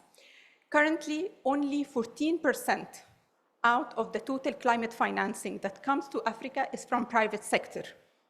Compare that to 96% in the US and over 50% in other peer regions. So that's a huge opportunity to work on that to actually crowd in more of the private sector. However, to do that, we need to ensure that we're creating the proper enabling environment. We need to scale up support for small and medium enterprises. And we need to really deploy de-risking strategies to scale up investment. Some of the other areas that would be required is increasing the pipeline of bankable projects. Because this is one of the key issues for the continent is the limited availability of bankable projects. As well as aligning policy incentives. So basically aligning policy incentives that, we're not, the fiscal policy and tax policy is not, for example, subsidizing more of the polluting industries at the expense of green ones. So aligning that policy incentive will be key going forward, as well as deepening the national and regional capital markets. Another very important area for action at national level is the need to lower the debt vulnerability and debt burdens. And for that, we need to ensure that there is strong public debt management, better transparency, as well as ensure the efficiency of expenditure of that debt. So basically ensuring that whenever debt is incurred, it's used for the highest returns that can actually ensure the ability of the country to meet its obligations in the future. And one other important area is to also increase the capacity to actually engage with more innovative financing instruments such as debt for nature or debt for climate swaps, and integrating more the climate resilient clauses in all debt contracts. In the area of green, blue, and sustainability bonds, that's also a very important area of opportunity. Currently, Africa accounts for 0.2%, not even 1%, 0.2% of the total green bonds. Of course, that also is associated with a number of challenges. For example, We have the high cost of actually engaging with these type of instruments, the heavy burden of reporting, and of course there is also the perceived risk, perceived or maybe sometimes it could be like potential or like valid issue of greenwashing. And here, that's a very important area on how you can address these issues to increase the credibility. So some of what needs to be done is to build the capacity to develop, structure, and issue these innovative solutions, and to enhance the monitoring and reporting of the use of proceeds. And here, a very important area to act on is to improve the availability of reliable and regularly available statistical and data indicators that would support such issuances. Because one, it can reduce the burden of actually going through these issuances, but it will also improve the credibility and reduce the risk perception of greenwashing. Another important area at national level is also sustainable, employing sustainable budgeting. And that would really help to better allocate resources into opportunities of greatest impact. And really, aligning also not only that, but aligning with medium to long-term strategic priorities.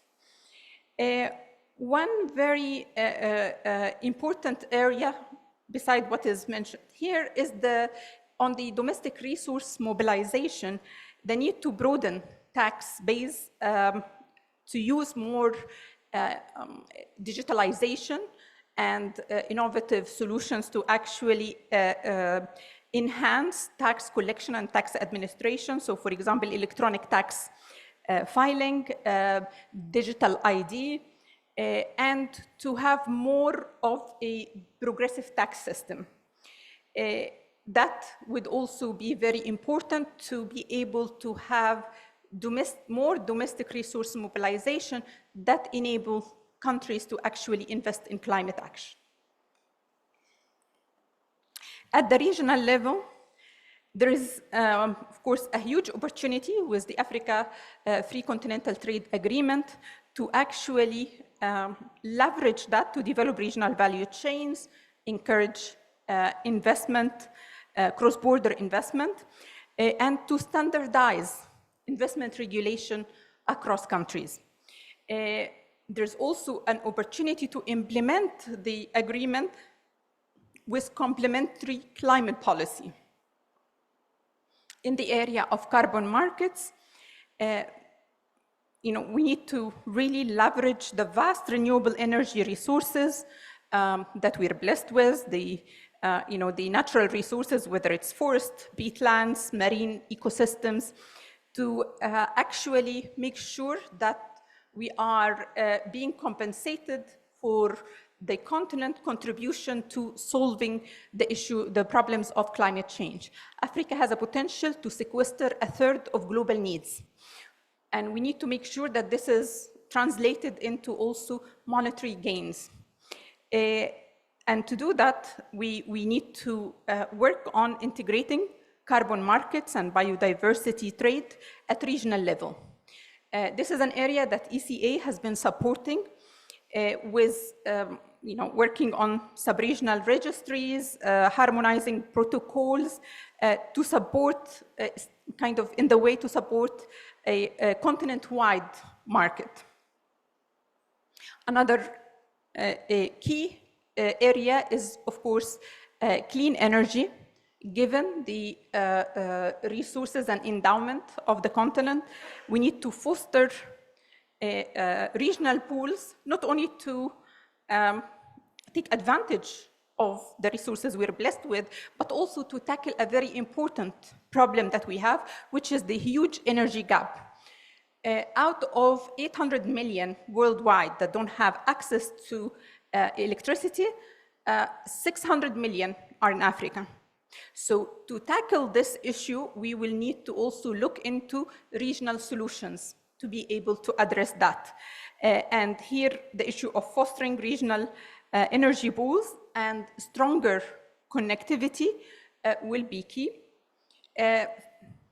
Furthermore, the regional value chains, building regional value chains on key sectors, and here particularly important is building the sector around green minerals. Whether it's to basically produce precursor batteries, to develop electrical vehicles. All this will be very important to create opportunities for employment, for countries to be able to move up the value chain, and at the end improve the livelihoods of citizens. ECA has been doing a lot of work in that area, including studies that had shown that producing precursor batteries in DRC can be 30% cheaper than doing so in US or China, while substantially reducing net emissions. And also ECA supported the establishment of a center of excellence for reskilling and innovation related to that area. Finally, in here, really leveraging regional frameworks on climate. And here, there are a number of regional frameworks that have been introduced, such as climate commissions for various areas, for African island states, for the Congo Basin, the Sahel, and the Great Blue Wall for larger scale response. And it's an opportunity to actually address some of the issues we've been talking about, to be able to do, for example, regional blue funding or for blue bonds at scale and reduce cost. So we can really tap on these regional frameworks to address many of the challenges we talked about and to chart solutions. At the global level, there are key issues that will need to be tackled to just create the environment for African countries to do all the things we talked about. So in here, that really revolves around the need to reform the global financial architecture. And there are key areas of that reform that we'll mention here. First, the issue of having affordable finance at scale. And to do that, there is a need to actually scale up the role for multilateral development banks, because that can actually enable lower cost of financing than market, but also to ensure that the concessional funding that is available, whether it's through MDBs or even Bretton Woods institution, IMF, World Bank, these concessional resources are scaled up and overall increase the lending, because even for the non-concessional lending from these MDBs, it's cheaper than tapping the market. Another very important area is the need to scale up the use of sovereign and MDB-backed guarantees to lower the cost of debt issuances. The need to look into reforming the criteria, the eligibility criteria for concessional finance. Currently, concessional finance is only limited to low-income countries. Yet we have middle-income countries that are highly exposed to climate risks, that face climate shocks that they were not part of making. And when they need that concessional financing, it's not available. So one of the key areas that need reform is reforming that eligibility formula to allow countries, to allow middle-income countries to tap these resources when they are hit by climate shocks. Some of the other areas include also the need to, for MDBs to play the role that we are talking about. We need to have more capitalization of multilateral development banks. We need to ensure that MDBs are taking more risk on their balance sheet and that they are optimizing their balance sheet. And we need to have more blended finance available from them, more credit enhancement. And finally, one of the ways also to increase the resources that are available, including for MDBs, is to allow the rechanneling of the IMF special drawing rights to multilateral development banks.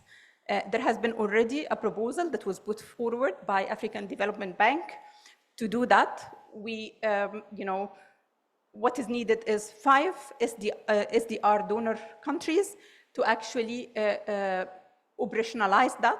And it's very important that we have that to make sure that existing unutilized resources, huge amount of it, is actually put to better use, where you can get more leverage 3 to 4 times these resources by rechanneling. Another very important area is the need to reform the debt resolution framework.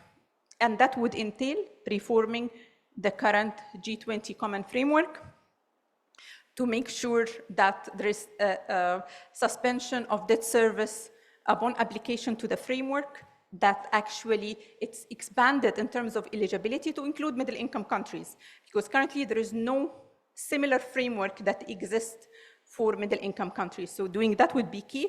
And to also create a comparability of treatment formula to actually make the process more efficient and time-bound. Another area that is important is Africa's voice and representation. We are delighted that now we finally have the seat for the African Union at the G20, and this is very important because it moves us from being rule takers to rule makers, and leveraging that will be key. But also we need to make sure that Africa is sufficiently represented in terms of voice and quotas in different institutions, including, for example, in the upcoming IMF quota reform, to make sure that Africa has higher shares, which enable higher access to resources and a higher voice or more say in terms of decisions that are taken by these institutions.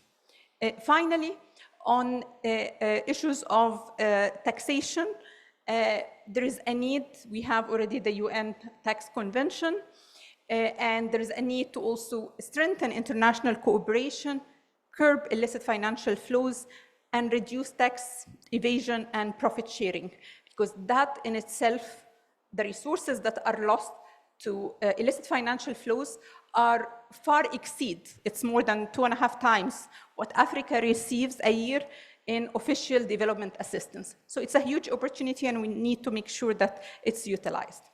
Finally, in terms of issues for suggested issues for discussion for your consideration, some of these would be what measures are African countries putting in place to create the fiscal space for climate action, given this rising debt burden? What are the lessons learned from reforming the policy framework and to promote investment and attract private sector capital? And what do you see as the priorities going forward? Third, what type of technical support do government need to mobilize climate finance and crowd in private sector investment? Fourth, what are the lessons learned from carbon market and green bond issuance from the experiences of member states to generate sufficient resources? And finally, how can countries integrate natural capital to drive economic growth beyond GDP measures? And I think this will be also particularly important going forward for the reason that some of the things and some of the direction now is to, for example, for the debt sustainability assessment, to take into account climate risk. What this means for Africa is that we will basically be seen as having a lot more climate risk than other regions, yet it's very important that also our contribution to solving the problem and the fact that we are contributing less to pollution and have more of the sequestering needs is captured. Otherwise, we will be put at a disadvantage by just looking at the risk part without looking and incorporating the opportunity side. Thank you very much, and I look forward to your comments and questions.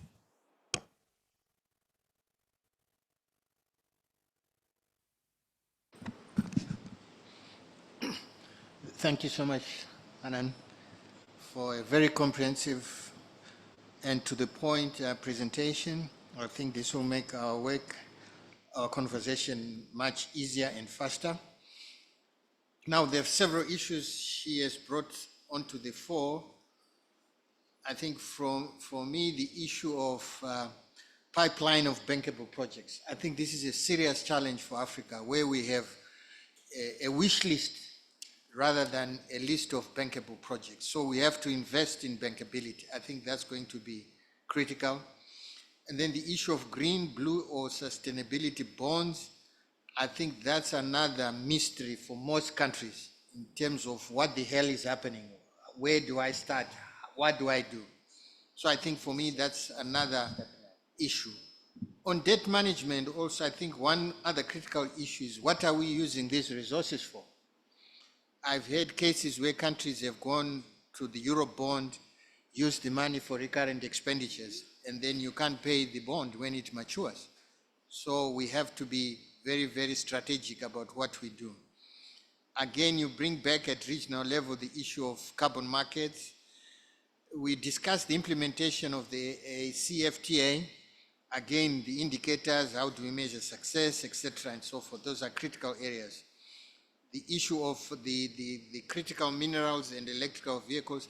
Really, I'm delighted with the collaboration between Zambia and the DRC in this area, where we have seen them working together to see how they can move in this strategic area, strategic sector. And we are also hoping that Zimbabwe can join this to make a trio, so that we have huge resources of lithium in Zimbabwe. We also have cobalt, etc. So a trio would make a much bigger platform in terms of what we can do, what we can produce. On the global front, the issue of sustainable debt resolution frameworks, I think that is going to be fundamental going forward. How do we make the G20 common framework agile, fast enough for our countries? Representation at the IMF and Bretton Woods institutions and the UN, I think those are critical issues. And then on the SDRs, it's so amazing that they are failing to raise or mobilize even a fraction of what they thought they would raise. And I know President Adesina, the ADB, has been pushing for channeling of these resources to the ADB. So I think these are some of my picks from the presentation. But thank you so much, Anand, for the presentation. Now, she asked very key issues for discussion, and I hope we've captured those issues so that we can have a focused and results-oriented discussion. So we open the floor for conversation, discussion. Who's going to take it up? I know it's tough after lunch. Ghana, you have the floor. Thank you, Mr. Chairman. I thank you for the presentation. That was very elaborate. About the issue of green and sustainable bonds, I know it's a new area that we are trying to encourage the continent to open itself to and to get involved. As you said, just a small percentage is involved in that. But my take is that Even though it's a bond that will come perhaps at a lower rate, repayment will be easier, it remains a debt that would add to the existing debt that Africa has and most African countries are trying to deal with. So I was suggesting that why don't we try to promote private capital mobilization? Because you realize that within the continent, there are a lot of individual rich people. Africa is one of the countries that most people are able to build their own houses. Outside in advanced economies, people take mortgages and all that. That means that there is resources and there's capital in private hands. And we are not into mortgage financing and all those things that will release funds for other things. And I bring this question up because of the experience of Ghana. When we had debt repayment issues, it was easier to deal with domestic debt, restructuring of domestic debt, because that is within your confines and it is in your own currency. So if we are able to focus and develop financial investment instruments that will let individual rich people release their funds, release their capital to government, to private government partnerships, then you know that if there is any structural challenges within the country, it will be easier to deal with such issues than when we constantly borrow from the international market. Because you see, as the issue you gave was, we need to monitor and report proper use of these resources. So we still have a challenge in terms of the application of these resources when we go and borrow them. So once we haven't fully dealt with the proper use of these resources, it is just another opportunity for us to find easier ways to get capital, but may not properly apply it effectively, but add to our debt levels. So if we are able to really invest in private capital investments within the country, because as I said, there are a lot of wealthy people, then when we have structural challenges, it will be easier for us to deal with. And I think that we should begin to look inside, because Africa has a lot of wealthy people within, and we are not making use of those resources. Most people have monies under their drawers. Most people invest and put their monies in Swift banks, put their monies elsewhere, and they are not investing in the continent, because perhaps there are not attractive investment instruments around for them to invest in. Thank you. Thank you, Ghana. Very pertinent questions. This issue of abundant private capital, African capital, I always wonder when I see investments by rich Africans going out. So I think it's another, why is that happening? Is the environment conducive? What are the issues for such capital, African private capital, to invest in Africa? I think those are some of the issues. We have the Dangotes now, we have started making a difference in terms of investing in oil, processing, etc., cement manufacture. We have others also even investing in social sectors, etc. So I think it's an issue to say, why is this happening? Thank you so much for your contribution. Next contribution from the floor.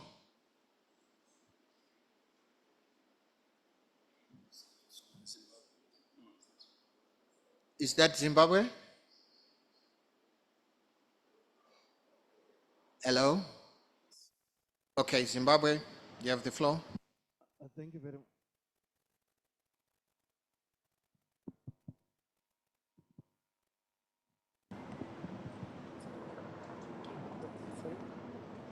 Okay, thank you very much for the presentation.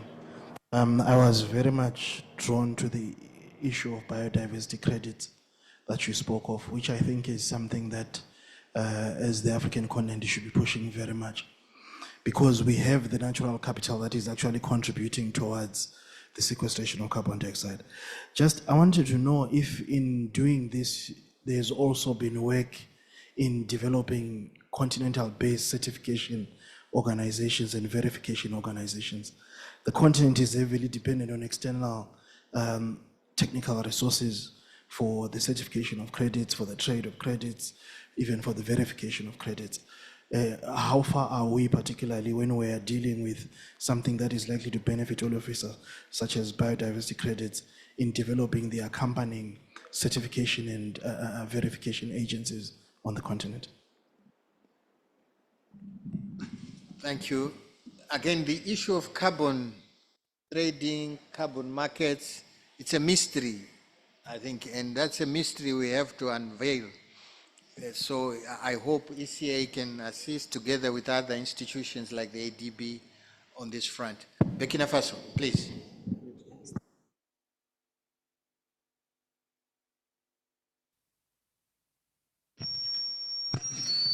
Merci bien, Monsieur le Président, pour la parole. Je voudrais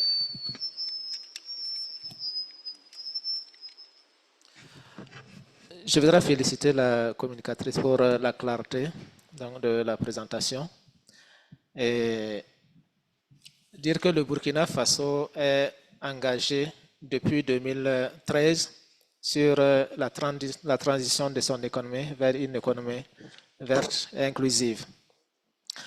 Alors, dans ce sens, le Burkina a élaboré en 2018 une stratégie nationale sur l'économie verte et également a mis en place, a créé une direction générale qui s'occupe spécifiquement de l'économie verte et du changement climatique. Et le Burkina a également organisé en décembre dernier, du 19 au 21 décembre 2023, l'Académie nationale sur l'économie verte. Et toutes ces initiatives, c'est pour donner l'information d'abord aux populations afin que tout le monde puisse s'engager dans cette transition verte. Parce que tant que les populations n'ont pas l'information, il sera difficile de réussir notre mission qui est donc de conduire réellement notre économie à une économie verte et inclusive. Alors maintenant, la question que nous nous posons, que le Burkina a élaboré la deuxième génération de la contribution déterminée au niveau national, avec un besoin de financement de 2 milliards 527 millions 863 000 $ à rechercher. Maintenant, comment il faut y parvenir? C'est la grande question que nous nous posons. Et si Madame a des propositions de solutions pour nous, nous sommes preneurs. Et la deuxième question que j'avais à poser, est déjà posée par mon prédécesseur, c'est par rapport au crédit carbone, qui est vraiment un mystère, comme M. le Président l'a dit. Jusque-là, nous avons des difficultés pour y parvenir. Même pour l'évaluation, parfois, il y a de petits soucis. Donc, c'est véritablement une technologie qui n'est pas totalement maîtrisée dans nos pays et il faudrait qu'on y travaille. Et comme nous sommes tous là pour réfléchir, afin donc de trouver des solutions communes à nos problèmes communs, je pense que nous devons sortir avec un calendrier bien établi qui va nous permettre d'avancer donc sur ce dossier-là. La troisième préoccupation, c'est la question des énergies renouvelables. Nous savons très bien que, en tout cas dans nos pays, nous avons l'énergie solaire en quantité. Maintenant, comment l'exploiter pour que nos populations en bénéficient certainement et à moindre coût? C'est ça le vrai défi qu'il faut donc parvenir à résorber. Et l'autre défi, c'est la question de la gestion de l'eau pour la boisson, mais également pour la production agricole. Donc, nous avons besoin effectivement de mettre en œuvre des stratégies de gestion durable de l'eau, donc pour nous permettre de sortir des problèmes de sécurité alimentaire. Donc, voilà les commentaires que je voulais faire, Monsieur le Président. Merci beaucoup. Thank you, Burkina Faso. Thank you so much for the contribution. Pertinent issues being raised. Libya, you have the floor.